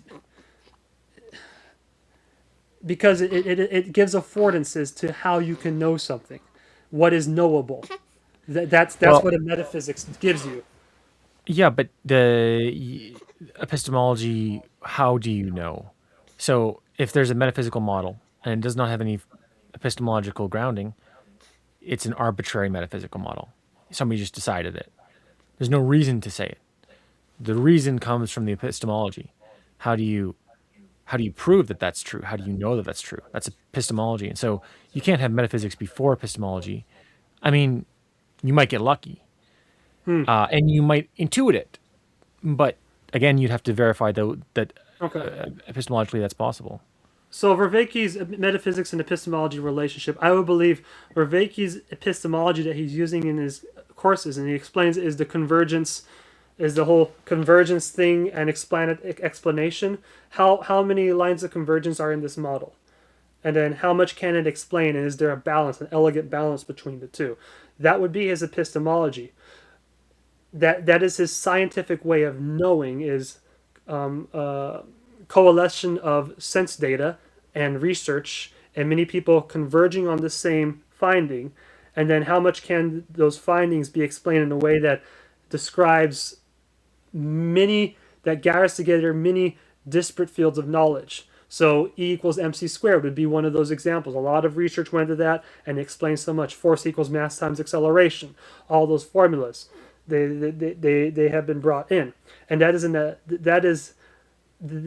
the epistemology of the scientific consensus The scientific research of testing, getting feedback, doing that epistemology that you use to know something, that is derived from a metaphysics that reality is knowable and that it will respond to you if you do something right or wrong when you do experimentation. And now I'm going to be a Mm-hmm. bit rude in switching levels of analysis to make a gnarly point, Yeah. applying that to a later stage in the model, Mm-hmm. which is downstream of maybe his epistemology. But basically, Vervaeke was talking to maybe Lex Friedman, no, Mm-hmm. talking to Kurt Mungle, and he asked him, why did you pick 4 P's of knowing? And because Kurt Mungle is a mathematician, and so like reasons for why things are is just like embedded in Yeah. it. There's no thing that doesn't have a reason. And his answer was something like, well, you can't add or remove anything from that. But there's no convergence on the 4 P's of knowing being. It's an abstraction. Yes, the things that are it's showing there's convergence. There's convergence that there is a perspective. There's convergence that there is propositions. We have convergent knowledge on that. We don't have any convergence on that specific abstraction that there are 4 P's of knowing that it's even useful. It's only ever represented in his model, and maybe his is mirroring the 4E cog science or something. And so there's an arbitrariness of that. And again, certainly I'm derailing the core epistemology, because we're not going to core epistemology, we're going to his representation of abstract Mm-hmm. ideas. But I mean, that's maybe an aesthetic critique. Like why four Why P's of why knowing? why 4 P's? I know in his work that he does reference that these are mapped onto the brain, different procedural. There are regions that light up. This is again fMRI stuff and brain scans. There are different regions, different types of memories as well: episodic memory, procedural memory, the sense of self. That's more of a psychological construct, not quite measured in the brain. All those are kind of, I think, give a grounding to his 4 Ps. Now, are there more other ways of knowing? Perhaps I can't conceptualize any other ways of knowing beyond those four. Can I you? mean, but the thing is though is that they can be arbitrarily conflated and removed. I mean, I don't see any specific lines. So you have two that are most similar. It's the proposition and the perspectival. Hmm. Okay, you have propositions and you have a perspective. Well, the propositions are derived from the perspective. And so then you have the two other ones, which are the participatory and what's the other one? Do you remember? Procedural. Procedural. So Hmm. the participatory and the procedural. So I mean, so what are the differences between those two? The participatory is that you're part of something, and the procedural is that you have a procedure for doing it, right? Yeah, procedural participation is how you are embodied in the world. It's purely relational. When you get married, you have a different cognitive schema coming online, and things are gonna be is that's gonna determine what's salient to you, what should be in your perspective. When you have a child, the same thing occurs. When you convert to another religion, you get baptized, and there's a ritual there to change your participation, and now you are coupled to reality differently. That would be the participatory aspect of knowing. Um, it's baked into what you stake your identity on. The procedural is the habits that you form, the actions that you execute, Right, but okay, the so skill set. but there's no clear line between those. I mean, like you're saying that everything's integrated from the Aristotelian perspective, that the soul is both the spirit and the matter, Hmm. which is a so the the difference between that which is the perspectival and that is sorry the procedural and that which is the participatory, it's gray area. It's not. There's It's never a hard cut. it, it's not an immediate. It's not an immediate one causes the other. It's more like one sustains the other. Aquinas talks about the causality isn't I do one action and it leads to this and leads to that. It's more like a stick pushing a rock. It is an affordance. So when you participate, you are participating in a capitalistic country, right? So what are the skill sets you're going to have to, what skill sets will be afforded or are going to come online or will be needed in a free market society that will benefit you? The skill sets are going to, you need to know how to do business and entrepreneurial work. You may need to get competent in a trade. And so that will afford a particular skill sets. Now, if you are in a communist country, the skill set to most be properly coupled to a communist regime would not be the entrepreneurial spirit. If you want to, you would have to take on the skill sets of lying and cheating and kissing ass in that society. And so one participation, how an arena is set up, will sustain what skill sets are going to be needed or not needed. So one affords the other. Couldn't you say that the participatory is a combination of the perspectival and the procedural? Yes. Wait. Because the participatory is like being in something. It's your identity. It's where you are. That Yeah. to me seems like a combination of the perspectival, which is sort of an understanding of seeing a perspective, and then the procedural, which is having a procedure. So to add those together, you get a perspective about a way of being, which seems So like, you wait. You're combining the procedural and the participation, right? yeah. And the reason Creative I'm doing it perspective. is to demonstrate kind of a level of arbitrariness. Like, so if two things, the base components can explain something without the need for the third thing, there's no need for the third thing. So I'm saying, like, why do we need an understanding of the Okay. participatory? So I think the utility then, why explain it? And I think this is the practical aspect of Vervaeke's model. Maybe it is more practical than a scientific description of reality. You have a way of relating to the world, but often you don't live up to that. You're not a faithful husband, right? And you do things behind your wife's back that are not that do not conform, do not do not conform to the life of the marriage, the participation in the marriage. Maybe you sneak off and look at pornography behind her back, or you're having an affair. And you do that because you have all these, maybe you have these inclinations in your psyche that you need to, you're just hyper, you have so much dopamine in your various regions of the brain that makes you sexually active. And and you go down that addictive rabbit hole that is not in communion, not in common union with your participation, because you engage in processes, procedures.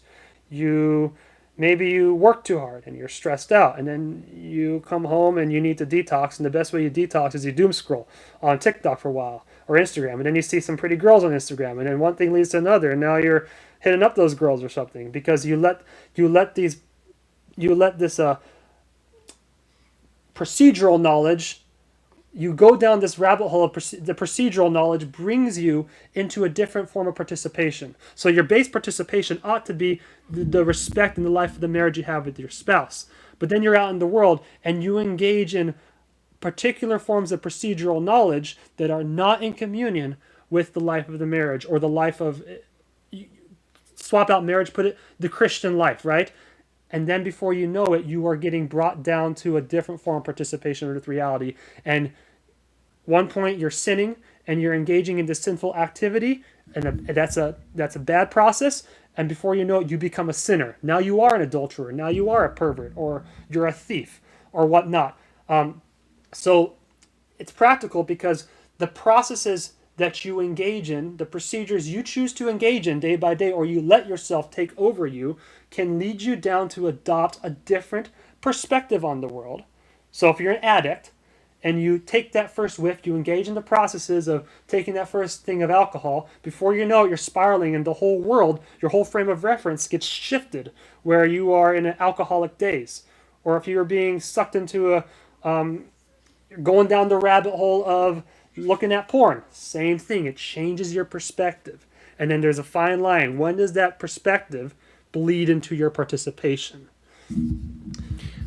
So, Uh, so that is, I really like the way you explain that mhm. because I very much, that's the core of what I disagree with in the model, and the use of the model is this sort of chunking.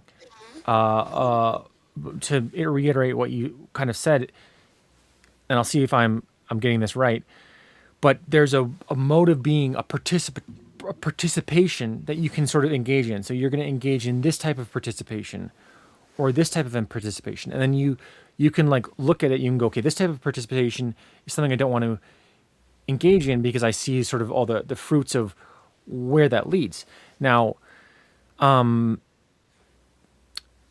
this is a very classical understanding what you outlined, that a person comes home from work, they're tired, then they do this. This understanding does not help people at all. You have this understanding, you tell somebody this, and they still have the same bad habits. And now, this is maybe to just be a bit transparent about why I think that specifically is incorrect, other than it just doesn't work. You tell somebody that and they still have the same bad habits. Is that in my personal experience, I used to have bad habits, and then I did Jungian shadow integration, some equivalent, maybe more extreme, maybe not.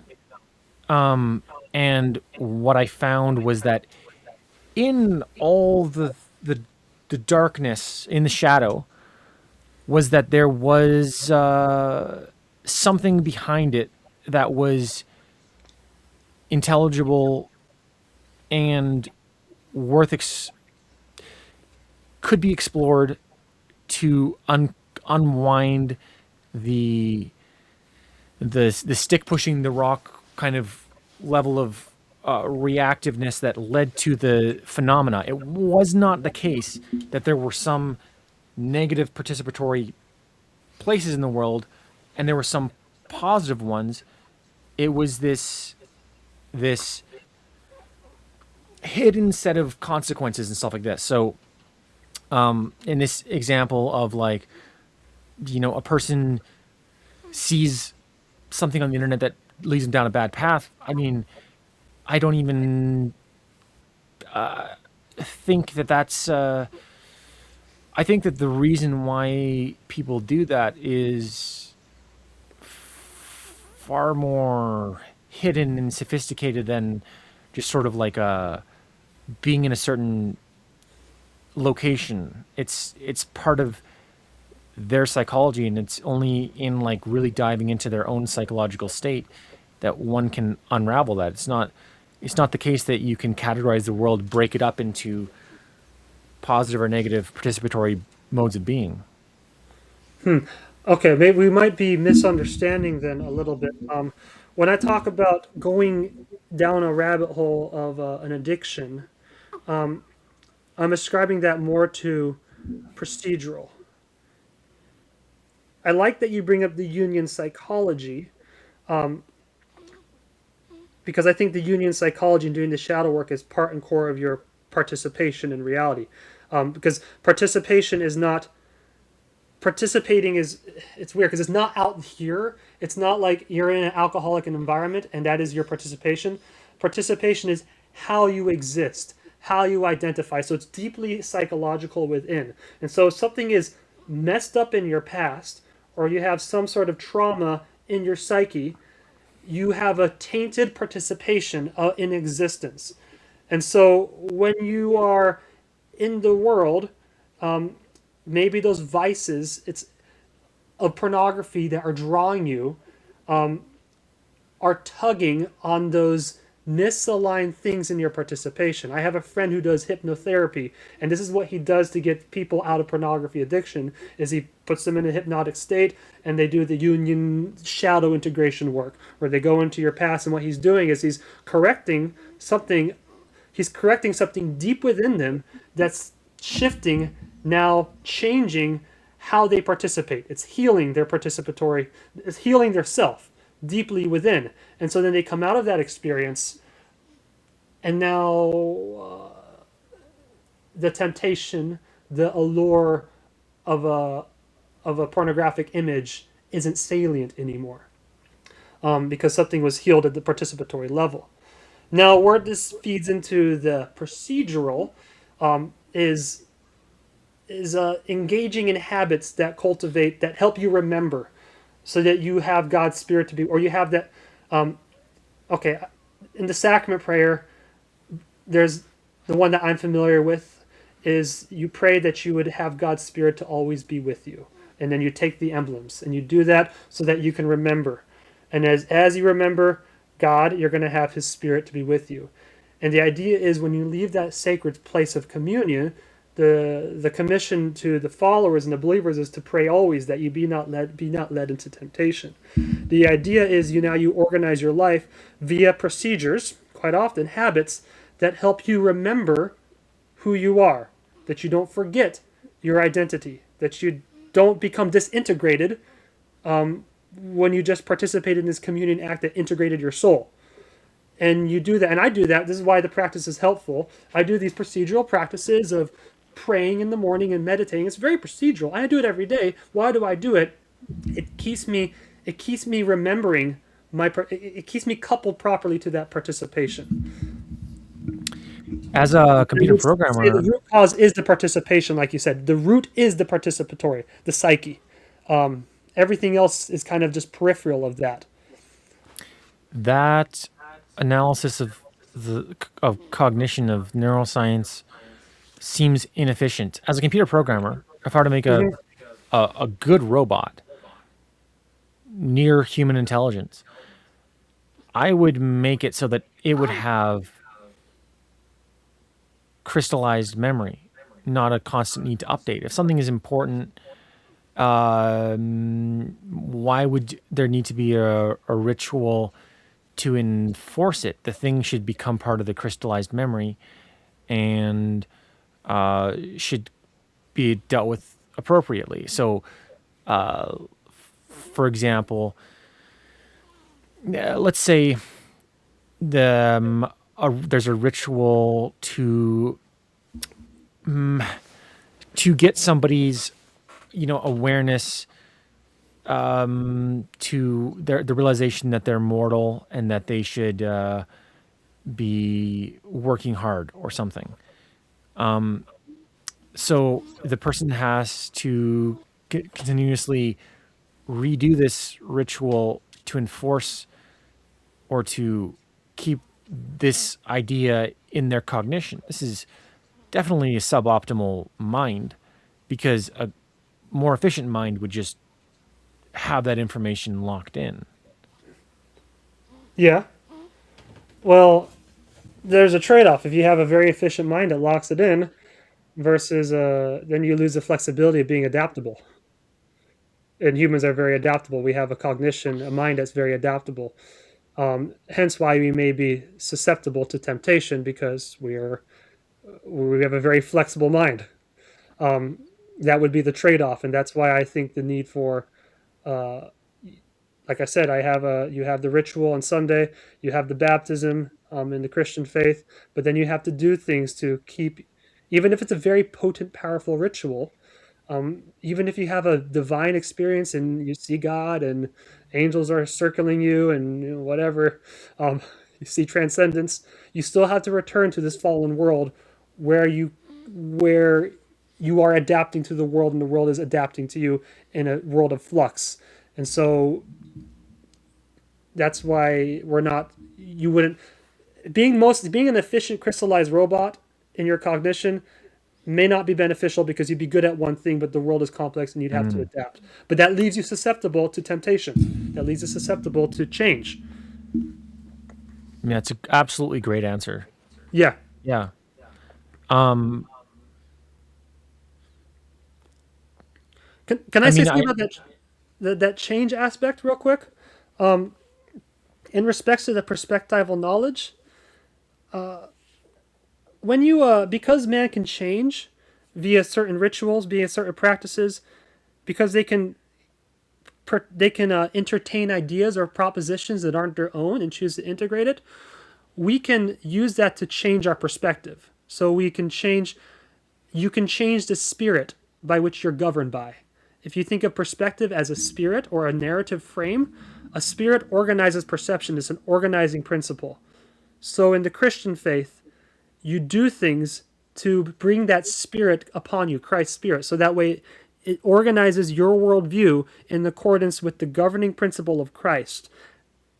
And that's the perspective. And we have the power to change that. Man does. Because we live in a flux world. We can choose whether we're going to be governed by the spirit of Christ or governed by some other spirit. That's always in our volitional power to do so.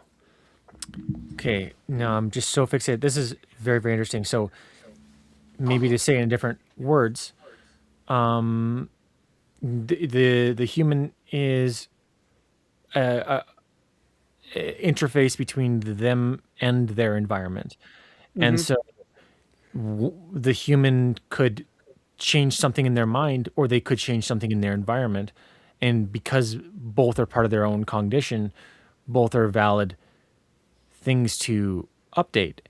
Yeah.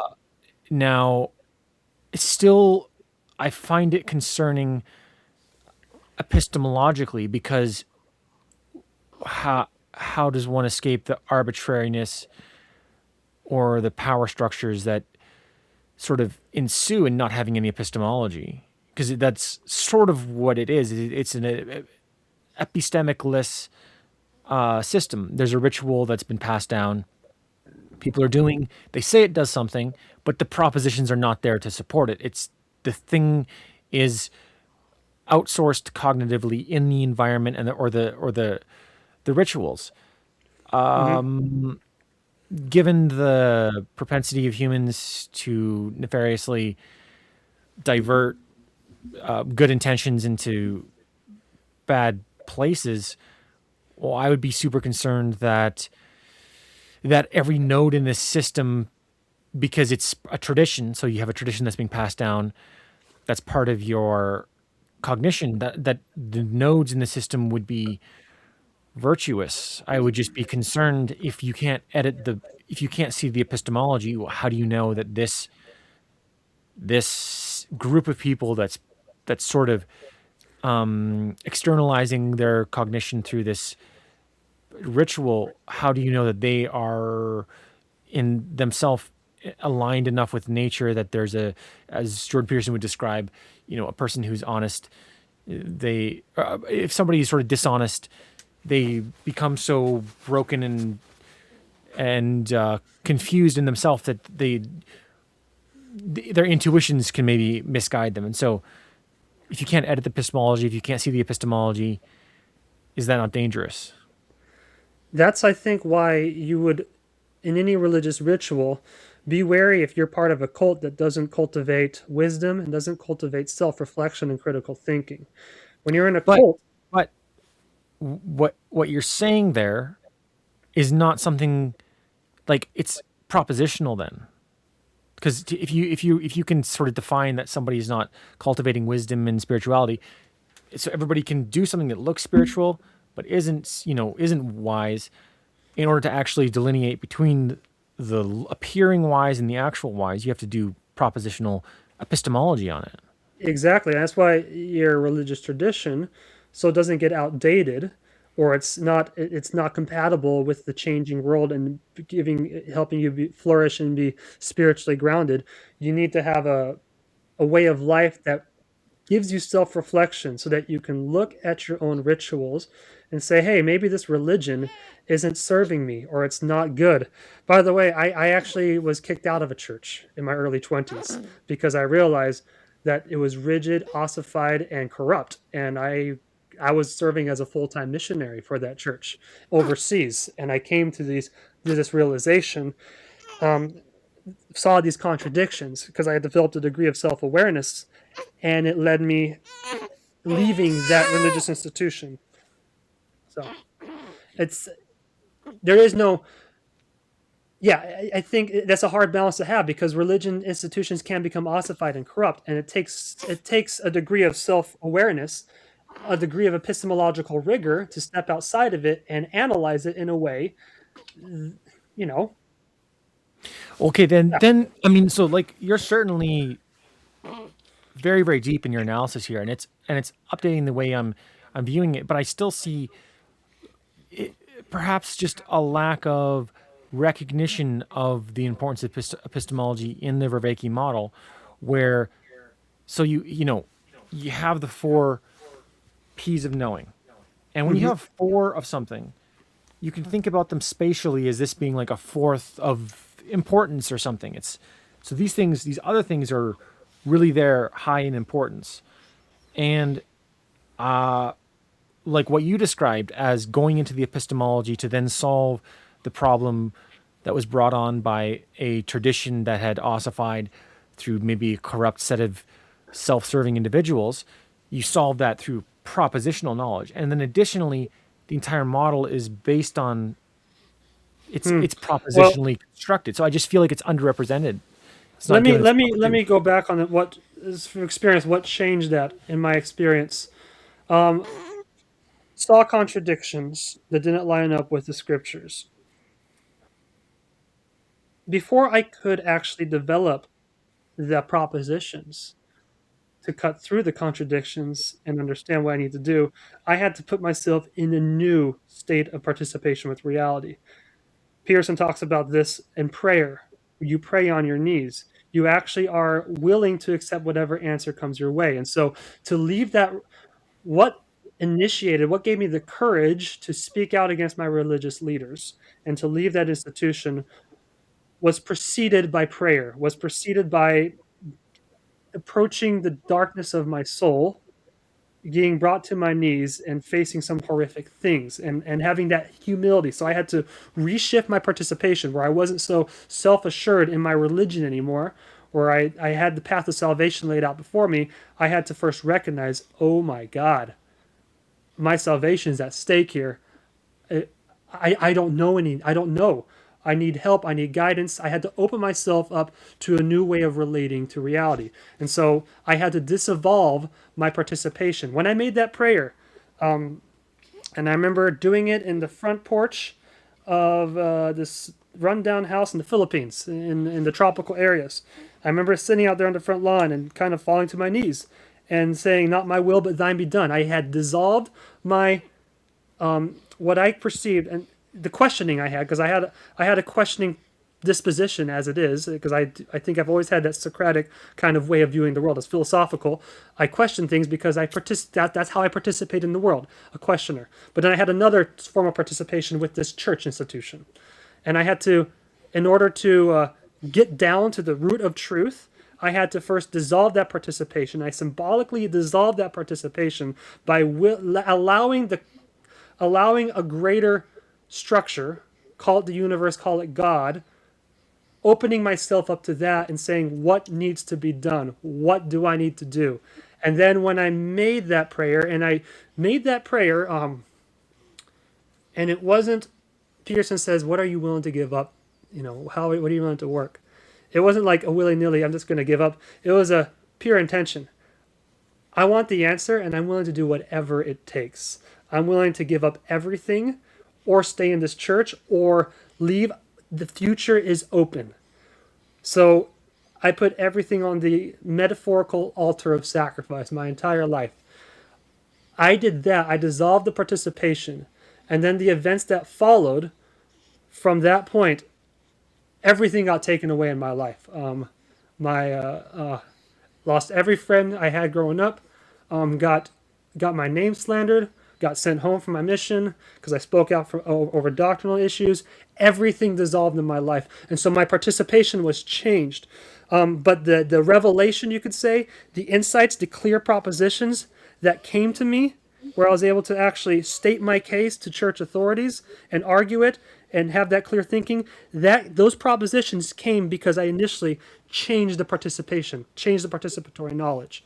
I'm trying to use very secular terms to describe a very spiritual and religious experience I had at this early point in my life.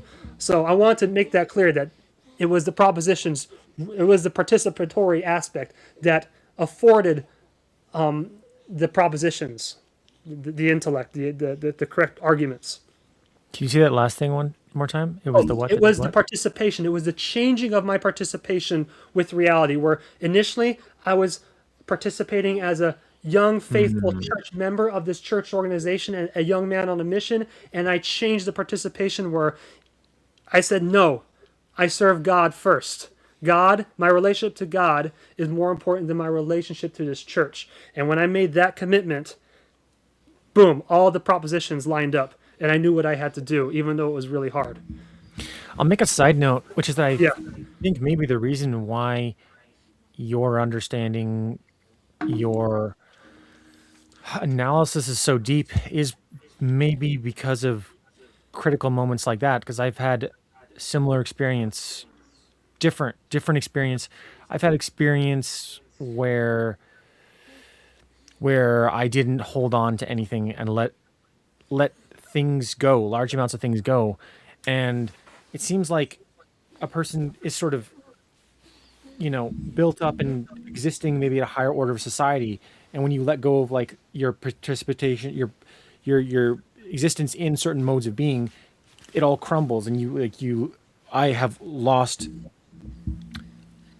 everything down Hmm. to you know the most base levels you can imagine where Yeah, you know what it's like. right for sure. Yeah. Hmm. um and then what you find at the bottom, you start building from a way more solid place. Now, going back to how that relates to my critique of the propositional not being properly represented, seems like what you're saying is that this was not a propositional decision. This was a purely participatory, where you were participating in a certain thing, and then Hmm. you switched and stopped participating in that. And didn't feel like there was propositions. It felt like a purely participatory level of things happening. I changed my inner cognition, my psychology, where my loyalties were initially to the church I was serving, and I changed that loyalty, and I did it through a prayer. I did it through, it was very existential, and I changed my participation to God and God alone. And at that point in my life, I guess evangelicals will say this is when you were saved, but I don't, I don't believe in once saved always saved. I'm always subject to failure. Um, I had a connection with a higher intelligence, if you want to call it that, a different way of participating. And then when I did that, the propositions, or you can call it the revelation, the clarity of what I needed to do for my life fell in line. I knew exactly. I had a confidence, a light within me, and it was still hard, but I got the propositions. So there was still a propositional element guiding me, an intelligible element, but that came after, or that came as a result of shifting participation. Hmm. Yeah. Very interesting. Um, I don't know where I am right now with what you've said, and if I still have a critique, um, which I think is very, very cool. And so maybe, well, did we hit everything that you were wanting to hit on, or was there some things that I want to, we? if we got time, I want to pivot into something, just one more thing that you and Chris talked about, and that was state surveillance. And this Cool. Yeah, ties I mean, I got all into the kind time. of I got kind all the of time. these. So it looks like you and I have both had catalyzing experiences in life that involved the sacrifice of all things that at that time were so. Because I imagine when you had to sacrifice everything, you lost everything. It was so tightly knit to your identity at the time that it probably Certainly. hurt like hell to lose it. Oh Same with yes. me. Everything I thought was dear to and close to my heart, I lost it all. And then looking on the other side, it's like, oh wow, there's different joys in life, and I'm way happier now. I'm glad it turned out the way it did. But I would imagine you were in solitude when you had that catalyzing experience, right? It was Yeah, definitely. you, between you and whatever you conceive of as God. You were naked in that moment. It was the guts of your existence being brought to the forefront. So I wanted to hold that in mind because I thought about this whole state surveillance thing and it being distributed to the public, and I thought I had these similar questions before in regards to social media, and I'm less concerned about who has the power and more concerned about what it does to your cognition. Whether you can have a, if someone's always watching you and in your, stuck in your mind, can you actually have those moments of catalyzing transformation in your life where you sacrifice everything and you become a new man? So I thought about this. This is from Discipline and Punish. So Foucault equates observation, surveillance to power.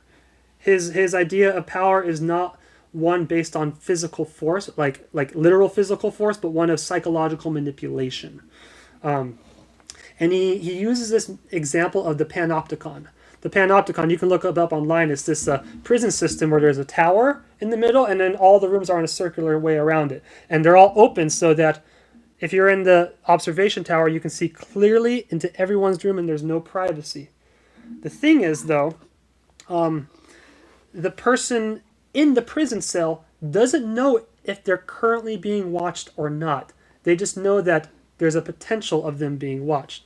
And this is what he says about the effect of the Panopticon, is to induce in the inmate a state of conscious and permanent visibility that assures the automatic functioning of power. So to arrange things that the surveillance is permanent in its effects, even if it is discontinuous in action, that the perfection of power should tend to render its actual exercise unnecessary, that this architectural apparatus should be a machine for creating and sustaining power relations independent of the person who exercises it. In short, that the inmates should be caught up in a power situation of which they themselves are the bearers.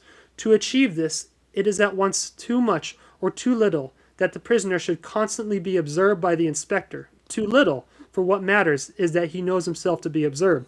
Too much, because he has no need, in fact, of being so. In this view, Bentham laid down the principle that power should be visible and unverifiable. Visible, the inmate will constantly have before his eyes the tall outline of the central tower from which he is spied upon. Unverifiable, the inmate must never know whether he is being looked at in any one moment. He must be sure that he may always be so, in order to make the presence or absence of the inspector unverifiable, so that the prisoners in their cells cannot even see a shadow. And then he uses all these other psychological mechanisms, and the idea is it's not the direct surveillance, but it's to take up real estate in the prisoner's mind. And I want to share one more passage from history. This is a book called Revolution 1889, the recommended reading for the rise and fall of the Soviet Union. And take that theme of surveillance. The purpose of surveillance is to fuck with your inmate's mind, is to get into their headspace.